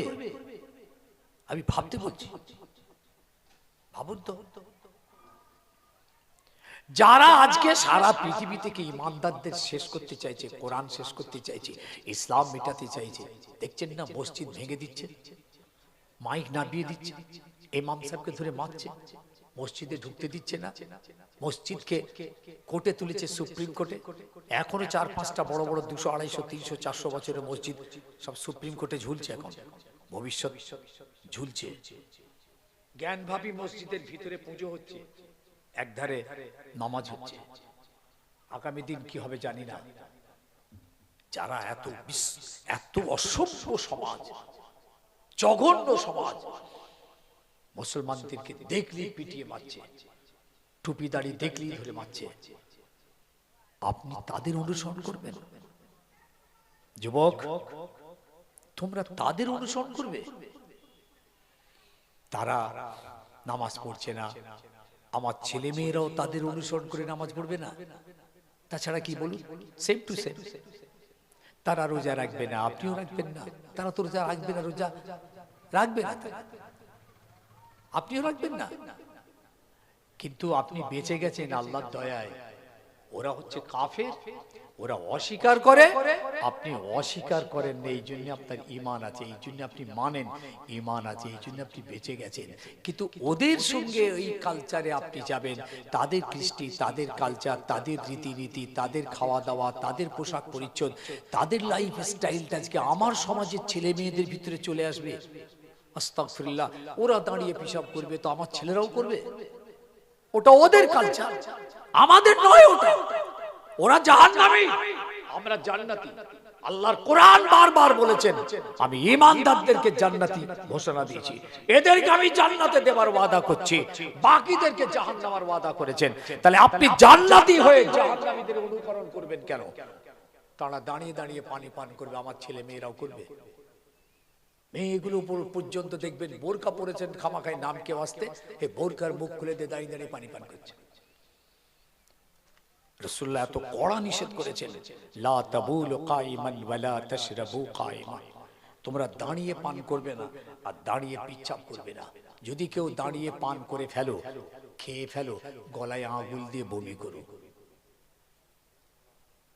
ওদের ইত্তেবা করবে। আচ্ছা, ওরা তো কই আমাদের একটা ইত্তেবা করলো না, আমার নবীর একটা সুন্নাত তো ওদের ঘরে জায়গা দেয় না। আমার কথা বুঝছেন? আপনি তাদের কালচার, কৃষ্টি, রীতি রীতি আপনার ঘরে কেন? মদের বোতল আপনার ঘরে কেন? ওরা তো পানি নেয় না, আপনিও তাই করলেন। ওদের বাড়ির মেয়েদের পর্দা নেই, উলঙ্গ পোশাক, কুরুচি সম্পন্ন পোশাক পরে রাস্তায় রাস্তায় ঘুরে বেড়ায়। আমার বাড়ির মা বোনরাও তাই করলো। এদেরও পোশাক পরিচ্ছদ ঠিক নেই, উলঙ্গ হয়ে বেহায়ার মতো ঘুরে বেড়াচ্ছে, উলঙ্গ নাস্তিক খ্রিস্টানদের মতো। হ্যাঁ, আমি আমজাদ বুঝাতে চেষ্টা করছি, বুঝতে চেষ্টা করুন আমি কি বলতে চাইছি। ওদের ইত্তেবাকে কবর দিন, ওদের কালচারকে কবর দিন, ওদের কৃষ্টিকে কবর দিন। আমার রাসূলুল্লাহর আদর্শ, রাসূলুল্লাহ তরিকা, জান্নাতীদের তরিকা, জান্নাতীদের তাহজিব, তামাদ্দুন, কৃষ্টি, কালচার, আলিম ওলামা হাক্কানি পীর মাশায়েখদের অনুসরণটা করুন। আমরা তো জান্নাতীদের অনুসরণ করব, জাহান্নামীদের করব কেন? যদি করেন আর বেনা তওবায় যদি মৃত্যু হয়ে যায়, রাসূলুল্লাহ বলে দিয়েছেন মান তাশাব্বাহা বিকওমিন ফাহুয়া মিনহুম, যারা যাদের অনুসরণ করবে তাদের সঙ্গে তাদের হাসর হবে। আমাদের হাসর তো রাসূলের সঙ্গে হবে, আমাদের হাসর সাহাবাদের সঙ্গে হবে, আমাদের হাসর আল্লাহওয়ালাদের সঙ্গে হবে, আলেমে দ্বীনদের সঙ্গে হবে, জাহান্নামীদের সঙ্গে হবে কেন? প্লিজ ভাবতে বলল, দুনিয়ার জন্য যেমন ভাবছেন 24 ঘন্টা, আখিরাতের জন্য অন্তত 1 ঘন্টা ভাবুন। ওয়াজ যদি আধ ঘন্টা শোনেন, 1 ঘন্টা আপনাকে ফিকির করতে হবে। জিকির যদি 1 ঘন্টা করেন তো 2 ঘন্টা আপনাকে ফিকির করতে হবে। আপনাকে গভীর আসতে হবে, আত্মসমীক্ষা করতে হবে, নিজেকে ভাবাতে হবে। প্লিজ যতটা পারেন ততটা। রমজান এসে গেছে সামনে, এখন থেকে ভাসছে রোজা রাখবেন, ভাসছে আস্তাগফিরুল্লাহ। হ্যাঁ, একটু যদি মওত হয়ে যায় না, ওই বেরোজগারদের খাতায় আপনি চলে যাবেন। আপনি এখন থেকে নিয়ত করছেন রোজা রাখতে পারবো না, আমার গ্যাস মারাত্মক, অ্যালসার, হার্ট ব্লক হবে। 11 মাস খেয়েছো, তোমার গ্যাস হয়নি, আর এই 1 মাস এখনো খাওয়া শুরু হয়নি, রোজা হয়নি, এখন থেকে গ্যাস মাথায় উঠেছে। হ্যাঁ,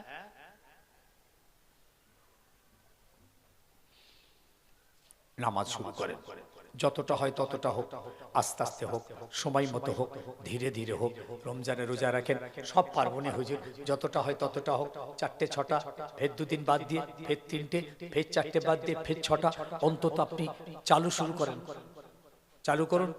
আর পিছনে যত দিনের নামাজ রোজা আমরা কাজা করে চলে এসেছি, আল্লাহর কাছে মাপ চান, ক্ষমা চান। আল্লাহ এত বড় দয়ালু, ওয়াদা করেছেন, তোরা আমার কাছে নতজানু হয়ে যদি ক্ষমা চাস, আমি আল্লাহ তোদের জিন্দেগির পিছনে সব গুনাহ আমি মাফ করে দেব। আপনি জানেন 30 বছর আপনি রোজা রাখেননি, কত টাকা কাফারা বলুন তো? এখন কোন বড় লোক যদি বলে আমি কাফারা দিয়ে দেব, হবে? ভাই আমি নামাজ পড়তে পারবো না, কত কাফারা হয় বল ভাই, দিয়ে দেব, হবে? চলবে? কত হয়? চলবে কি? ওর জন্য কাফারা নয়। কাফারা যেখানটা যার জন্য তারই কাফারা চলবে। যিনি শয্যাশায়ী হয়ে আর নামাজ পড়তে পারছেন না, সম্ভব হচ্ছে না, দাঁড়িয়ে হচ্ছে না, বসেও হচ্ছে না, শুয়েও হচ্ছে না, ইশারাতেও হচ্ছে না। শুয়ে ইশারা পর্যন্ত ছাড় আছে আমাদের। আল্লাহ জালেম নয়, জুলুম আমাদের উপরে করেন। বান্দা দাঁড়া, পাচ্ছিস নি বস, পাচ্ছিস না শুয়ে পড়। ইশারায় আমার নামাজটাকে আদায় করার চেষ্টা কর, আমি দাঁড়িয়ে নামাজে সওয়াব দেব। এইবার যদি আপনার এটাও শেষ হয়ে যায়, আল্লাহ আপনাকে তখন বলবে কাফারা দে। যদি ভালো হয়ে উঠিস কাজা আদায় করবি, ভালো হতে পারলি না কাফারা দে। আর এ ষাঁড়ের মতো গতর, হাতির মতো চেহারা, খেয়ে বেড়াচ্ছে, বলছে কত টাকা লাগবে বল না, কাফারা দিয়ে দিচ্ছি। চলবে? রোজা আমি রাখতে পারবো না, কত টাকা কাফারা হবে হুজুর বলুন তো 30 দিনের রোজা? হ্যাঁ আমি দিয়ে দিচ্ছি, চলবে? যারা রোজা যে কারণ শরীয়ত পারমিট করেছে, সেই কারণে যদি রোজা রাখতে না পারে, তাদের জন্য ছাড় আছে কাফারা দেওয়া। 30 দিনের রোজার 30 দিনের নামাজের কাফারা কত হয় একটু হিসাব করে দিই ভাই। ক্যালকুলেটরতে ধরেন তো, মোবাইলটা বার করেন যুবক, মোবাইলটা বার করো, ক্যালকুলেটরটা বার করো। একজন ধরো না 30 বছরের খালি রোজার কাফারাটা আপনাদের হিসাব দিই। 60 বছর তো তারপরে 30 বছর বলেন না, ধরেছেন কেউ ধরেছেন? ওরে বাবা মোবাইল ছেলেগুলো গেল কোথায়? সারা রাত তো পাবজি খেলিস রে বাবা। হ্যাঁ খোল না মোবাইলটা খোল, হয়েছে? কি লোক রে বাবা এরা।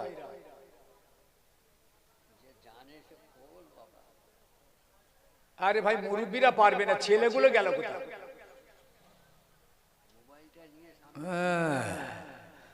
ও সব জানে, ওরা সব জানে যে কোথায় যে ঠেকবে।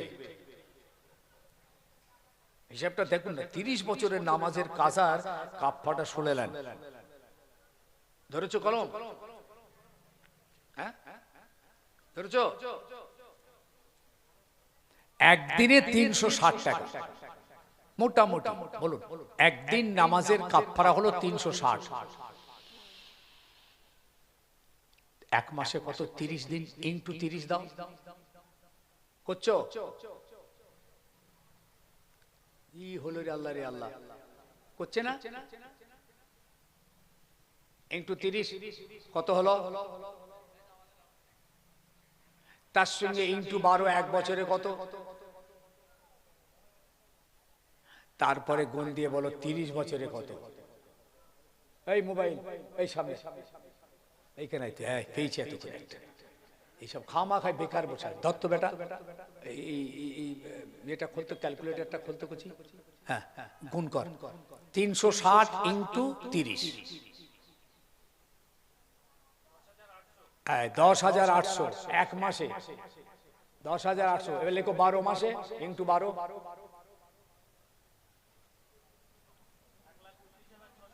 1,29,600 কদিনে হলো? এক বছরে। 30 বছরে ইন্টু 30,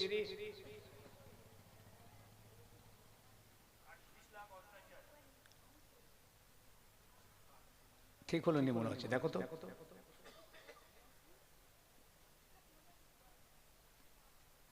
গুণটা ঠিক করে দাও, কমে গেল। প্রথম দেবে 360 ইন্টু 30, তারপরে ফের ইন্টু 12, তারপরে দেবেন 30।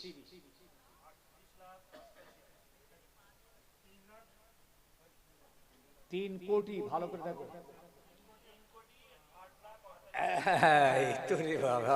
কই গো বড় লোকটা কোথায় গেল? 3 কোটি 8 কত লাখ? 8 লাখ 88,000। 30 বছরে তুমি তো নামাজ পড়ো নি 65 বছর, কোথায় যে ঠেকবে? 3 কোটি দেবেন? তবু আল্লাহর এত দয়া, আল্লাহ বলছেন বান্দা তুই যা নামাজ পিছনে ফেলে চলে এসেছিস, আমার জন্য তওবা করে খালেস অন্তরে কেঁদে মাপ চা, আমি তোদের সব গুনাহগুলোকে মাফ করে দেবো। জান ভরে বলতে পারলেন না? এদিকে তওবার পরই নামাজ শুরু করে দে, নামাজ চালু করে দে, আগিয়ে চল, নামাজের রাস্তায় হাঁটতে থাক, পিছনের জীবনকে পিছনে ফেলে দে, আমি সব গুনাহ তোদের নেস্তে নাবুদ করে দেবো। আমি হচ্ছি রহমান, রহিম, গফুর, গফফার। কাফারা দিতে পারবো? কাফারা দিলে চলবে? হ্যাঁ রোজার কাফারাটা একটু কম, তাও রোজার কাফারা হিসাব করে নেন।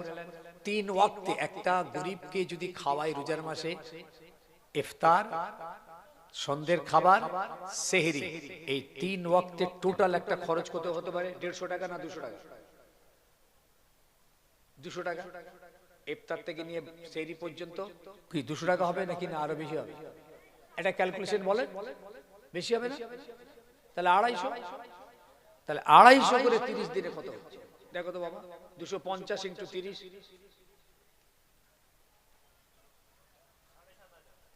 এই দেখ রোজার কাফারা হচ্ছে 7,500। কিন্তু যে কেউ বলবে হুজুর আমি আর রোজা রাখবো না, 7,500 দিয়ে দেবো, চলবে? চলবে না, কখনো চলবে না। ওটা তাদের জন্য যারা অসহায় বিচেন সজ্জা, রোজা রাখার মতো আর ক্ষমতা নেই, রোজা রাখলে মারা যাবে। আল্লাহ বলছেন তুই রোজা ভেঙে ফেল, ওষুধপত্র খা, ট্রিটমেন্ট কর, যদি ভালো হয়ে উঠিস কাজা আদায় করে তোকে রোজা রাখতে হবে। আর যদি ভালো না হয়ে ওই অবস্থায় মারা যাস তাহলে ওই 1 মাসের 7,500 টাকার কাফারাটা দিয়ে দিস। আল্লাহ কার উপর জুলুম করেননি। আল্লাহ জুলুম করার লোক, আল্লাহ জুলুম করার করেন না। ওমা রাব্বুকা বিযাল্লামিল লিল আবিদ। আল্লাহ বলে আমি কোন বান্দার উপরে কোনো জুলুম করি না। ওমা রাব্বুকা বিযাল্লামিল লিল আবিদ। তাই আমার সোনার বাপদের, সোনার যুবকদের হাতে ধরে বলে গেলাম, ও দুনিয়ার মানুষেরা শুনে নাও, কোরআন পাকের ভিতরে আল্লাহ পাক জানিয়ে দিচ্ছেন ফি জান্নাতিন ইয়াতাসাআলুনা আনিল মুজরিমিন। জান্নাতীরা জান্নাতে চলে যাবে, জাহান্নামীরা জাহান্নামে চলে যাবে, হিসাব নিকাশ সব মিটে যাবে, আল্লাহ রাব্বুল আলামিন ছাড়া আর কিছুই বাকি থাকবে না। জাহান্নামীরা জাহান্নামের আযাব ভোগ করবে, জান্নাতীরা জান্নাতের আরাম ভোগ করবে। এবার আল্লাহর হিকমত দেখেন, জান্নাতীদেরকে আল্লাহ জাহান্নামটা একবার দেখাবেন, আবার জাহান্নামীদেরকে আল্লাহ একবার জান্নাতটা দেখাবেন। দেখো তো, জান্নাতীরা জাহান্নামটা দেখবে, আল্লাহ বলে ও জান্নাতি বান্দা বান্দীরা, দুনিয়ার জমিনে তোমরা আমার কথা, আমার নবীর কথাগুলো মেনে আর দুনিয়ার জমিনে চলেছিলে, তাই আজকে তোমাদের ঠিকানাটা জান্নাত হয়েছে। যদি না চলতে এই কঠিন জাহান্নামা দেখো, এখানেই তোমাদের ঠিকানা হতো। জান্নাতীরা আল্লাহর দয়ার শুকরিয়া আদায় করবেন, নিয়ামতের হাম প্রশংসা করবেন। জাহান্নামীদেরকে জান্নাত দেখিয়ে বলা হবে, তোমরা যদি দুনিয়া জমিনে আমার কথাগুলো মেনে চলতে, কোরআন সুন্নাহ মেনে যদি চলতে, আমার নবীর কথা মেনে যদি চলতে, তাহলে তোমাদের ঠিকানাটা এই দয়ার জান্নাত হতো। যাও জাহান্নামের ভিতরে চলে যাও, আবাদান আবাদা ওখানে থাকো থাকো, তোমাদের আর কোনোদিন মৃত্যু হবে না, তোমরা বেঁচেও থাকবে না। জাহান্নামীরা বলবো আল্লাহ আরেকবার আমাদের দুনিয়ায় পাঠিয়ে দাও, আল্লাহ আর একবার তুমি দাও, আর জীবনে কোনদিন তোমার কথার খেলাপ করবো না, আর একবার। আল্লাহ বলবেন কাল্লা, কখনো নয়, কোন সুপারিশ এখানে চলবে না, যাও জাহান্নামে চলে যাও। শুধু যাওয়া নয়, বলছেন লা ইয়ামুতু ফিহা ওয়ালা ইয়াহইয়া। ওই জাহান্নামীরা জাহান্নামের ভিতরে থাকবে, এদের মৃত্যুও হবে না, বেঁচেও থাকবে না। বাবাজি ভাবছো জাহান্নামের আগুনে ঢুকবো তো ঢুকবো, পুড়ে ছাই হয়ে যাবে, এইটাই তো লগন। জান্নাতীদের মৃত্যু হবে না, ওরা বেঁচেই থাকবে, কিন্তু জাহান্নামীরা মৃত্যুও হবে, বেঁচেও থাকবে না, ওদের মরণও হবে না, বেঁচেও থাকবে না। কিরকম আল্লাহ পাকের হিকমতের উত্তর দেখেন, যদি মওত না হয় তাহলে তো বেঁচে থাকবো, বলছে বেঁচে থাকবে না, তাহলে বেঁচে যদি না থাকি তাহলে তো মারা যাবো, বলছে মরেও যাবে না। অর্থাৎ জাহান্নামের আগুনটা হবে কালো রঙের, জাহান্নামের আগুনের রং কালো। এই আগুনের ভিতরে যখন জাহান্নামীকে ফেলা হবে, ওদের চেহারাটার এই আমাদের দুনিয়ার মানুষের মতন চেহারা হবে না, হবে না। জাহান্নামীদের চেহারা বিকট হবে। তিরমিজি শরীফের হাদিস একটা বলছি, দাঁতটা হবে জাহান্নামীদের ওহদ পাহাড়ের মতন, পাহাড়। এই দাঁতটা পাহাড়ের মতো, চোখ কেমন, কান কেমন, নাক কেমন, হাত কেমন, পা কেমন, হিসাব করে নেন। এই চেহারার উপরে আগুন লাফিয়ে উঠবে, খেয়ে ফেলে ফেলে অবস্থা আবার তাজা হয়ে যাবে, আবার আগুন লাফাবে, বাবা খেয়ে ফেলে ফেলে অবস্থা আবার হাড়ি গোস্ত পোস্ত সব তাজা হয়ে যাবে। লা ইয়ামুতু ফিহা ওয়ালা ইয়াহইয়া। এই জাহান্নামের বাস যখন আমার রাসূলুল্লাহ করছিলেন মসজিদের নববীর ভিতরে, সাহাবারা জাহান্নামের আযাবের ভয়েতে চিৎ মেরে আল্লাহু আকবার বলে আওয়াজ দিয়ে উঠেছে। রাসূলুল্লাহ ওয়াজ করছেন, জাহান্নামের বিভৎস খবর দিচ্ছেন, কবরের ভয়ানক আযাবের কথা রাসূলুল্লাহ যখন শোনাচ্ছিলেন, সাহাবীরা আল্লাহু আকবার বলে চিৎকার উঠেছে।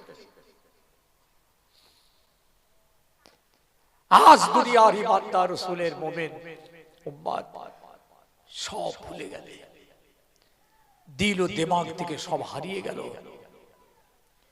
দুনিয়ার পিছনে ছুটতে ছুটতে ছুটতে ছুটতে আখিরাত ভুলে গেলাম, মওত ভুলে গেলাম, কবর ভুলে গেলাম, আযাব ভুলে গেলাম। দুনিয়া আমাদেরকে গ্রাস করে ফেললো। হ্যাঁ, তাই রাসূলুল্লাহ বলেছিলেন, আমার হাবিব বলেছিলেন, আমি দুনিয়া থেকে চলে যাব, আমার মওত হয়ে যাবে, বাবারা আমার চিন্তা হয় না, আমার ইন্তেকালের পর আমার উম্মত উম্মতিরা চাঁদকে খোদা বলবে, সূরজকে খোদা বলবে, পাহাড় প্রতিমাকে খোদা বলবে, সিজদা করবে, এই চিন্তা আমার হয় না। ওয়ালাকিন নাখশা আলাইকুমুদ দুনিয়া আল তানাফাসু ফিহা, কিন্তু আমার একটা চিন্তা হয়, আমার ইন্তেকালের পর আমার উম্মত উম্মতিরা পাক্কা দুনিয়াদার হয়ে যাবে, দুনিয়াদার হয়ে যাবে, দুনিয়ার পিছনে ছুটতে থাকবে, দুনিয়া তাদের উপরে প্রাধান্য বিস্তার করবে, দুনিয়ায় তারা ডুবে যাবে। আল্লাহর কথা, রাসূলের কথা, কোরআনের কথা, হালাল হারাম, পাক না পাক, হক না হকের কথা তাদের মনে থাকবে না। এই সময়টা ওদের ঈমান নষ্ট হয়ে যেতে পারে। হুজুর দুনিয়াদারিকে ভয় করেছেন, যে দুনিয়াদারি আমরা করছি এইটা খুব ভয়ের। দুনিয়াদারি করা তো নাজায়েজ না, আমরা যেটা করছি এটা নাজায়েজ। সাহাবীরা তো দুনিয়াদারি করেছেন, নবীরা দুনিয়াদারি করেছেন, বুজুর্গানে দিনটা করেছেন, তাবিনটা করেছেন, তাবিনটা করেছেন, বড় বড় ইমাম মুহাদ্দিসিনও তো দুনিয়াদারি করেছেন, ছেলে বিবি বাল বাচ্চাদের লালন পালন করেছেন, ব্যবসা করেছেন, কারবার করেছেন, তিজারত করেছেন, সব করেছেন। তারাও তো দুনিয়াদারি করেছে, তাদের দুনিয়াদারিটা ছিল জায়েজ এবং হালাল। কেন? শরীয়ত মেনে, সুন্নাত মেনে, কোরআন মেনে, হাদিস মেনে, আল্লাহর নবীর আদেশ মেনে তারা দুনিয়াদারি করত। তাদের দুনিয়াদারিটাই ছিল তাদের ইবাদত। আর আমাদের দুনিয়াদারিটা নিছক দুনিয়াদারি। আমাদের দুনিয়াদারির ভিতরে হক হালাল, ন্যায় অন্যায়, হক না হক, জায়েজ না জায়েজ, হারাম হালাল কিচ্ছু খোঁজ খবর নেই। দুনিয়া হচ্ছে তো দুনিয়া হচ্ছে, এই দুনিয়াদারিটা হারাম। দুনিয়াদারির ভিতরে এটা বুঝলেন, এটা ভালো টপিক, সেটা এটা একটা ফর্মুলা। যখন দুনিয়াদারি করব আমরা, তার মধ্যে যেন দিন থাকে, দিনের খেয়ালে দুনিয়াদারি করতে হবে। চাষবাস করছেন, ওর মধ্যে দিন আছে, ব্যবসা করছে, দিন আছে।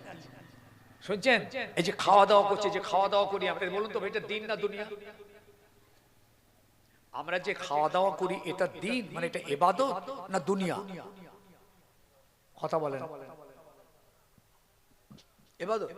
ভাত খাওয়া ইবাদত, নামাজ পড়া ইবাদত, ভাত খাওয়া কি কি লোক? এই যে দোকানদারি ব্যবসা করছে, এটা দোকানদারি, এটা কি দুনিয়া না ইবাদত?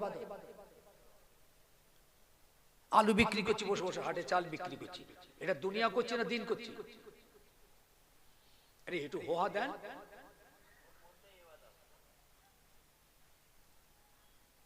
এ বলছে ওর মধ্যে দেখো কাণ্ড, কি খবর দেখো।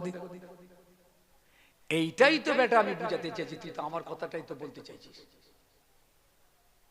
চালাক ছেলে বুঝে নিয়েছে, এরা বক্তার বক্তব্যের জায়গাটা ধরতে পেরেছে। এইটাই তো বুঝাতে চাইছি যে আমরা দুনিয়ার চোখে দুনিয়াদারি হচ্ছে, এর মধ্যে দিনদারি আছে। কখন দিনদারি? এটা শরীয়ত মেনে ব্যবসা করতে হবে, কোরআন মেনে ব্যবসা করতে হবে, সুন্নাত মেনে ব্যবসা করতে হবে, হালাল হারাম চিন্তা করে ব্যবসা করতে হবে। এই ব্যবসাটা যদি আমরা করতে পারি, এটা দুনিয়াদারি দুনিয়ার চোখে হলেও আল্লাহ রাসূলের চোখে ওটা ইবাদত বলে গণ্য হবে। আপনার আমলনামাতে ইবাদত লিখা হবে।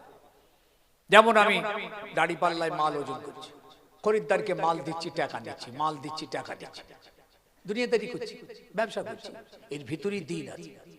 কিরকম দিন? ওয়াকিমুল ওয়াজনা বিল কিসতে ওয়ালা তুকসিরুল মিজান, তোমরা যখন মাল দেবে ওজন দেবে, বারাবার দেবে, সমান দেবে, সঠিক দেবে, কম বেশি দেবে না। শুনছেন? পাল্লা তো ধরেছেন, দুনিয়ার লোক বলবে ও ব্যবসা করছে, কিন্তু যদি ব্যবসাটা আপনার শরীয়তের চিন্তা নিয়ে করেন, যে হালাল হারাম না হয়ে যায়, মিথ্যা না হয়, খরিদ্দার ধোঁকা না খায়, মাল কম না দিই, তাহলে এই চিন্তা করে যদি আপনি পাল্লাটা ধরেন, এটা আপনার নামায় আমলে আল্লাহ পাক ইবাদত বলে লিখে দেবেন। একটু বললেন না সুবহানাল্লাহ? আপনি দুনিয়াদারি করছেন, তার ভিতরে দিনদারি। আবার দিনের কাজ যখন করবেন তার মধ্যে দুনিয়া না ঢোকে। নামাজ পড়ছেন যেন দুনিয়া না ঢুকে যায়, দান করছেন দুনিয়া না ঢোকে, দান করা একটা দিনের কাজ, ইবাদত, ওর মধ্যে দুনিয়া না ঢোকে। লোকে আমাকে দাতা বলবে, লোকে আমার নাম করবে, লোক আমার তারিফ করবে, যাকে দিচ্ছি সে খুশি হবে, যাকে দিচ্ছি ওকে আমার হাতে রাখতে পারবো, চাঁদা দিচ্ছি, টাকা দিচ্ছি, এইসব দুনিয়া, এসব দুনিয়া। এই দুনিয়া যদি আপনার দানের মধ্যে ঢোকে, ও দান ইবাদত বলে কবুল হবে না। তাই আমার রাসূলুল্লাহ শেষ হজ করে ফিরছিলেন, ফিরতে ফিরতে ওহদের ময়দানে এসে দাঁড়ালেন। ওহদের ময়দানে ৭০ জন সাহাবী শহীদ হয়েছিলেন, তাদের মাকবারায় দাঁড়িয়ে জিয়ারত করলেন। উপস্থিত সাহাবীদের নিয়ে দাঁড়িয়ে ওয়াজ করতে লাগলেন। ওয়াজ করতে করতে আমার নবী পাক ওই দিন বলেছিলেন, লাস্তু আখশা আলাইকুম আন তাশরাকু বাদি ওয়ালাকিন আখশা আলাইকুমুদ দুনিয়া তানাফাসু ফিহা। ও আমার সাহাবীরা, বাবারা, আমি দুনিয়া থেকে চলে যাব, আমার মওত হয়ে যাবে, আমার এ চিন্তা হয় না তোমরা আমার পরে চাঁদকে খোদা বলবে, সূরজকে খোদা বলবে, পাথরকে খোদা বলবে, প্রতিমাকে খোদা বলবে, এ চিন্তা আমার হয় না। ওয়ালাকিন আখশা আলাইকুমুদ দুনিয়া আন তানাফাসু ফিহা, কিন্তু আমার বড় চিন্তা হয় তোমরা দুনিয়ার ভিতরে ডুবে যাবে, এমন ডুববে খোদা ভুলে যাবে, রসুল ভুলে যাবে, দিন ভুলে যাবে, শরীয়ত ভুলে যাবে, হালাল হারাম ভুলে যাবে, এই চিন্তা আমার হয়। আবার আল্লাহ কি বলছেন দেখেন এদিকে, আল্লাহ বলছেন, বান্দারে তোরা আমার কাছে চেনে দুনিয়া চা, আখিরাতটাও চেনে। প্রথম দুনিয়া চেনে, তারপর আখিরাতটাও চাইবি, আমি দুটোই তোদের দান করব। আল্লাহ দুনিয়া চাইতে বলছেন, আর নবী ভয় খাচ্ছে। হিসাবটা মিলেছে তো? আল্লাহ যে দুনিয়া চাইতে বলছেন, দুনিয়া তো চাইবো, সবাই চেয়েছে, নবী রাসূলুল্লাহ পর্যন্ত চেয়েছে, তারা আখিরাতও চেয়েছেন, দুনিয়া। আবার অনেক নবী রাসূল পীর পয়গম্বররা দুনিয়া চাইনি, আখিরাত চেয়েছে। তাই আল্লাহ, যারা আমার কাছে শুধু আখিরাত চাইবে, আমি তাদের আখিরাত কামিয়াব করব, দুনিয়ায় কিছু মিলবে না। যারা শুধু দুনিয়া চাইবে, আখিরাত চাইবে না, তাদের দুনিয়া ভরিয়ে দেব, আখিরাত মিলবে না। সাহাবারা নবী রাসূলুল্লাহ খালি আখিরাত চেয়েছেন, যার জন্য দুনিয়ায় তাদের কিচ্ছু ছিল না, না ঘর বাড়ি, জামা কাপড়, খাওয়া দাওয়া, পোশাক পরিচ্ছদ, কিচ্ছু দুনিয়ায় তাদের ছিল না, খেতেই পেত না, মাসের পর মাস তাদের খাওয়াই হতো না। খেজুর পানি গাছের পাতা চিবিয়ে শুকনো চামড়া চিবিয়ে খেয়ে থাকতো, খেজুরের দানা চিবিয়ে, হাদিস এসেছে মুসলিম শরীফ, খেজুরের দানা চিবিয়ে খেয়ে পানি খেতেন। ওদের দুনিয়ায় কিচ্ছু ছিল না, কিন্তু আখিরাত সাজানো আছে। তাই আমার আল্লাহ নবী বলছেন, যারা আখিরাত চায় তাদের দুনিয়া মিলবে না, যারা কেবল দুনিয়া চায় তাদের আখিরাত মিলবে না। আর যারা আখিরাত আর দুনিয়া দুটোই আমার কাছে চায়, আমি আল্লাহ ওদের দুটোই দান করব। সুবহানাল্লাহ, দিল খুলে বলেন। তা আমরা আল্লাহর কাছে দুটোই চাইবো। তাই আল্লাহ পাক শিখিয়ে দিচ্ছেন কেমন করে চাইবি দুনিয়া, শিখে এরকম করে আমাকে বলবি, রব্বানা আতিনা ফিদ দুনিয়া হাসানাতাও ওয়া ফিল আখিরাতি হাসানা ওয়া কিনা আযাবান নার। বান্দা তোরা আমাকে এরকম করে বলবি, অনুনয় বিনয় করে বলবি, আমার সিজদাতে গিয়ে বলবি, নির্জনে নিরালাই বলবি, রব্বানা আতিনা ফিদ দুনিয়া হাসানাতাও। আল্লাহ দুনিয়ার জমিনে আমাদের ভালাই দিন, শান্তি দিন, ওয়া ফিল আখিরাতি হাসানা, আল্লাহ আখিরাতেও আমাদের শান্তি দিন, ভালাই দিন। ওয়া কিনা আযাবান নার, আল্লাহ আযাবে জাহান্নাম থেকে আমাদের নাজাত দিন। চাইতে দোষ নেই, দোষ এইখানে দুনিয়া করতে গিয়ে আপনি খোদা ভুলে যাবেন, এটা হারাম। দোকানদারি করছেন বলে নামাজ পড়বেন না, ব্যবসা করছেন বলে নামাজ পড়বেন না, সময় পাচ্ছি না, এই ব্যবসা হারাম। মসজিদের দোকান ভাড়া নিয়েছেন আপনি, মসজিদ পিছনটায় মসজিদ, সামনেটা দোকান, দোকানদারি করছেন, পিছনে মসজিদে শুনতে পাচ্ছেন হাইয়া আলাস সালাহ, হাইয়া আলাস সালাহ, হাইয়া আলাল ফালাহ, হাইয়া আলাল ফালাহ। আরে ইকামত হচ্ছে নামাজের জন্য, দোকানদার তোমার উচিত ছিল দোকানটা বন্ধ করে পিছনে গিয়ে নামাজটা পড়ে আসে। তুমি ভাবলে খদ্দের চলে যাবে, আমার খদ্দের গেলে বিরাট ক্ষতি হবে দুনিয়ার ব্যবসা, তাই মসজিদটাই তুমি গেলে না, তাহলে দুনিয়া করতে গিয়ে খোদা ভুলে গেলে।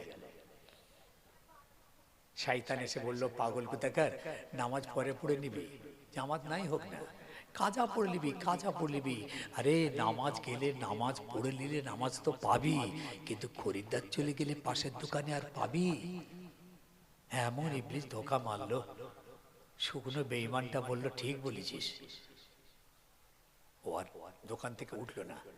তার এক সপ্তাহের ভিতরে দোকান লুট হয়ে গেল, আগুন ধরে গেল, ব্যবসায় লাল বাতি জ্বলে গেল, বাড়িতে অ্যাক্সিডেন্ট হয়ে গেল, হসপিটাল হয়ে গেল, কোর্ট কাচারি কেস হয়ে গেল, বাপ বেটায় মারপিট হয়ে গেল, গোটা বাড়িটা একদম জাহান্নামার কুণ্ডু হয়ে গেল। শান্তি আসমান থেকে পেতে হয়।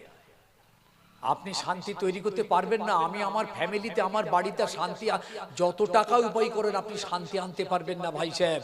শান্তি আসমান থেকে হয়, আল্লাহ পাকের রহম আল্লাহ পাকের আসমান থেকে পাওয়া যায়। সেই বাড়িতে শান্তি, যে বাড়িতে নামাজ আছে, রোজা আছে, শরীয়ত আছে, কোরআনের তেলাওয়াত আছে, পর্দা আছে, স্বামী স্ত্রীর মধ্যে একটা মহাব্বত আছে, বাপ বেটা ছেলে মেয়ে মহাব্বত আছে, হক আছে, হালাল আছে। এইদিকে তাকান, শুনছেন কথা, শুনছেন? সেই বাড়িতে আল্লাহর রহমত আছে, সেই বাড়িতে ফেরেশতাদের দোয়া আছে, আল্লাহ তুমি এই বাড়ির উপর রহম করো, রহম করো, রহম করো। শান্তিতে আছে এই বাড়িটা। আপনি সারাদিন গাধার মতো খেয়ে কি উপায় না করে বাড়িতে এলেন, বিবির হাতে ঝাঁটা খেয়ে, ছেলের হাতে মার খেলেন, গালাগালি খেলেন, শেষ বেলায় বিষ খেলেন। ওই বাড়িতে খবর নিয়ে দেখবেন নামাজ নেই। আই চ্যালেঞ্জ, যে বাড়িতে আল্লাহর নামাজ আছে, রোজা আছে, শরীয়ত আছে, পর্দা আছে, যে বাড়িতে শরীয়তওয়ালা বাড়ি, সেই বাড়িতে আল্লাহর রহমত আছে। অল্প উপায় হোক শান্তি আছে, ছেলে মেয়ে বাপ মা বিবি সব নিয়ে দেখবেন শান্তিতে আছে। শান্তি কি তৈরি করা যায়? বাজারে কিনতে পাওয়া যায় শান্তি?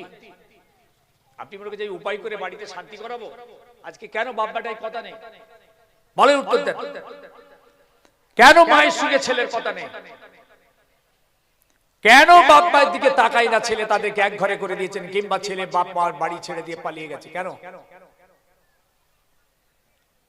শান্তি আনবে না। তাই জান্নাতের ভিতরে জান্নাতীরা, জাহান্নামের ভিতরে জাহান্নামীরা থাকবে। মরণ হবে না, বেঁচেও থাকবে না। এবার ওই সমস্ত জান্নাতীরা জাহান্নামীদের জিজ্ঞেস করবেন, এটা বলে আমি শেষ করব। জান্নাতীরা জাহান্নামীদের জিজ্ঞেস করবেন, মা সালাকাকুম ফি সাকার, কি কারণে তোমরা সাকার নামী জাহান্নামের ভিতরে, কি হলো তোমাদের এই সাকার নামী জাহান্নামের মধ্যে কেন?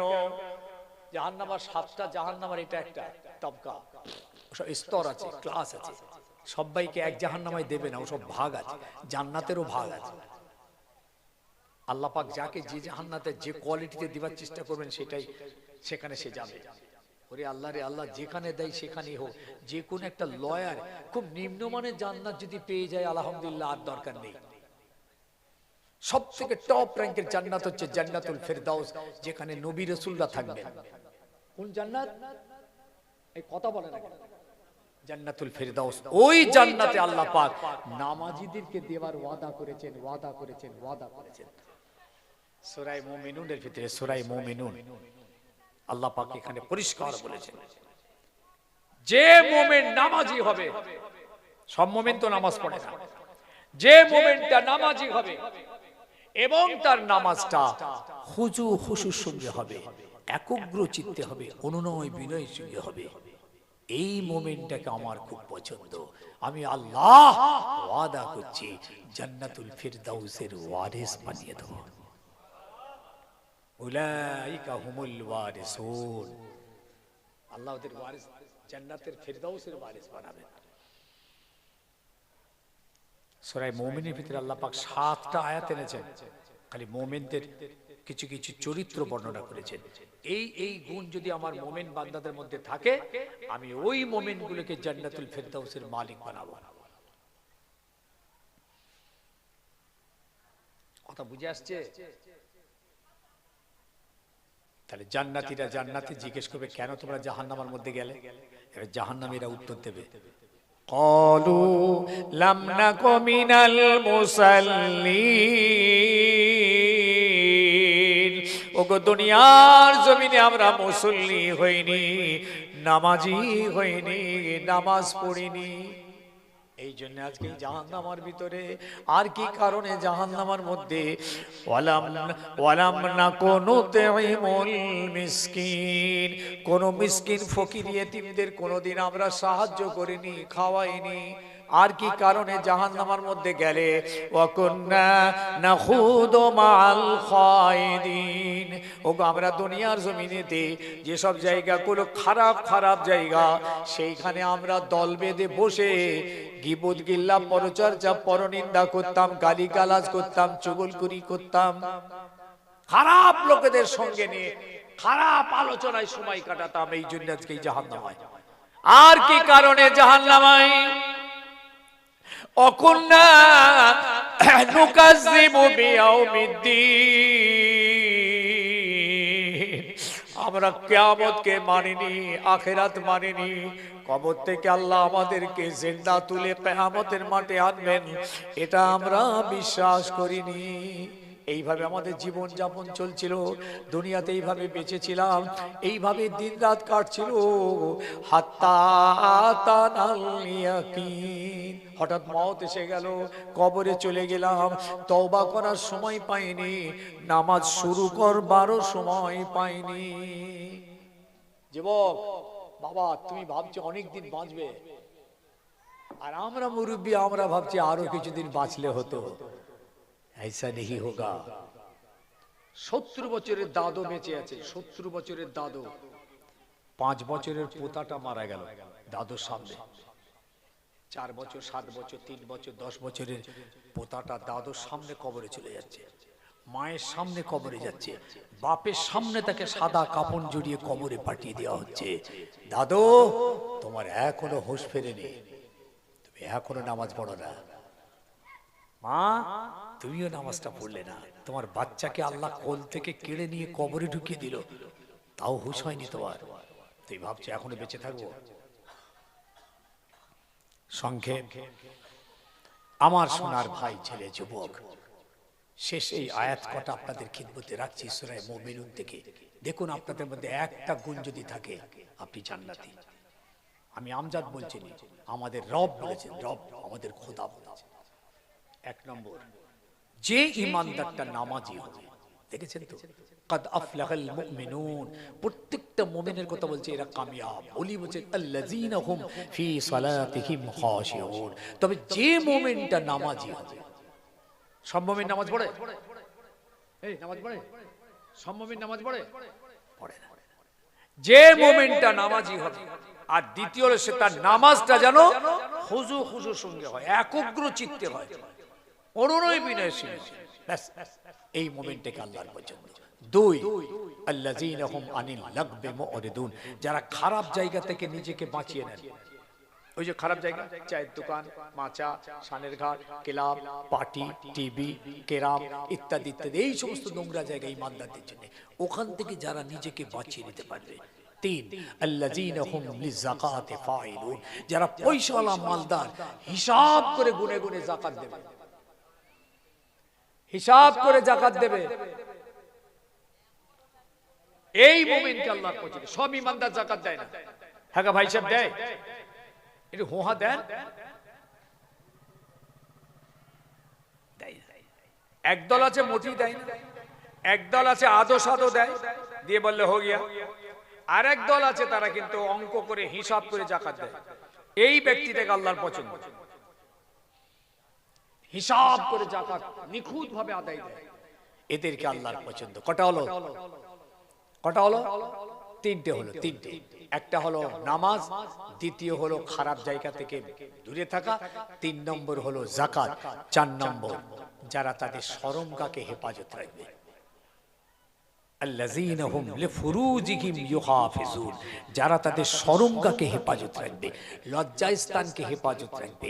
আল্লাহ বলেন আমি এদেরকে খুব পছন্দ করি। 5 নম্বর আমানতের যারা হেফাজত করে, আমানত আর ওয়াদা করলে ওয়াদা পূরণ করে। আল্লাযীনা হুম লিআমানাতিহিম ওয়া আহদিহিম রাউন, যারা আমানত হেফাজত করে, যারা ওয়াদা করলে ওয়াদা পূরণ করে, আল্লাহ এদের খুব পছন্দ করে। শেষ আয়াত, যারা 5 ওয়াক্ত নামাজটা ঠিক ওয়াক্তে ওয়াক্তে আদায় করে। এমনি নয় ফজরের নামাজটা আমরা জোহরের সময় কাজা পড়ছি, কাজা হয়ে গেছে, এটা না, আল্লাহ ওটা পছন্দ করেন না। ও নামাজ আপনার হয়ে যাবে কাজা পড়লে, আল্লাহর কাছ থেকে আপনি ছাড় পেয়ে যাবেন, কিন্তু আল্লাহ পাক খুশি না হতে, খুশি ওই নামাজের উপরে যে ওয়াক্তের নামাজ ওয়াক্তে আদায় করে। ভাই আমি বুঝাতে পারছি? প্রত্যেকটা ওয়াক্তের নামাজ যারা ওয়াক্তে ওয়াক্তে আদায় করে। আমরা তো পারি না, আমাদের মাগরিব কাজা হয়ে গেল, এশার সময় পড়ে নিল, এশা কাজা হয়ে গেছে, পরের দিন পড়ছি, নামাজ আদায় হবে, কিন্তু আল্লাহ পাক এতে খুশি নন। পেয়েছেন? এই বলে আল্লাহ পাক শেষ আয়াত নাযিল করছেন, দেখুন জান্নাত দিচ্ছে আপনাদের। উলাইকা হুমুল ওয়ারিসুন, আমি আল্লাহ এই মুমিনগুলোকে যাদের ভিতরে এই গুণগুলো পাওয়া যাবে, আমি আল্লাহ তাদের মালিক বানিয়ে দেব, মালিক বানিয়ে দেব, ওয়ারিস বানিয়ে দেব। কিসের মালিক? আল্লাযীনা ইয়ারসুনাল ফিরদাউসা ওয়া হুম ফিহা খালিদুন, আমি আল্লাহ এদেরকে জান্নাতুল ফিরদাউসের ওয়ারিস বানিয়ে দেব। দিল খুলে বলেন, আওয়াজ করে বলেন, আল্লাহ আমাদেরকে জান্নাতুল ফিরদাউসের ওয়ারিস বানাবেন, ওয়াদা করেছেন। এবং এটাও বলেছেন জান্নাতের ভিতরে এরা প্রবেশ করবে, কোনোদিন আর বার হবে না। আল্লাহ আমাদের দ্বীনকে বোঝার তৌফিক দিন, বলুন আমিন। আরো জোরে আমিন। দ্বীনের গুরুত্ব উপলব্ধি করতে পারি, বলুন আমিন। দ্বীনের দ্বীনটাকে সমাজ আমাদের মধ্যে যেন আসে, দ্বীনের সমাজ, বলুন আল্লাহুম্মা আমিন। আর শেষ বলে যাচ্ছি, নামাজ আর রোজা চলতে থাকুক, যতটা হয় ততটা হোক, আস্তে আস্তে হোক, সময় মতো হোক, একদম বন্ধ রাখা যাবে না, চালু হয়ে যাবে। আর পিছনের গুণের জন্য মাপ চেয়ে নেন। আর ওই জাহান্নামীদের যে অনুসরণ করে আমার ছেলে মেয়েরা চলছে, ওইটাকে সম্পূর্ণ খবর দিন। ওদের কালচার যেন আমাদের মধ্যে না থাকে, ওদের কৃষ্টি, ওদের রীতিনীতি, ওদের চালচলন, ওদের খাওয়া দাওয়া, ওদের পোশাক পরিচ্ছদ, জাহান্নামীদের কালচার খবর দিন। আল্লাহ আমাদের সকলকে হেদায়েত নসিব করেন, বলুন আল্লাহুম্মা আমিন। আবার কখনো সময় হলে ইনশাআল্লাহ আসবো। একবার দাঁড়ান তো ভাই, রাসূলের দিকে সালাম পড়ি, সামনের দিকে আগে আসেন। ইয়া নবী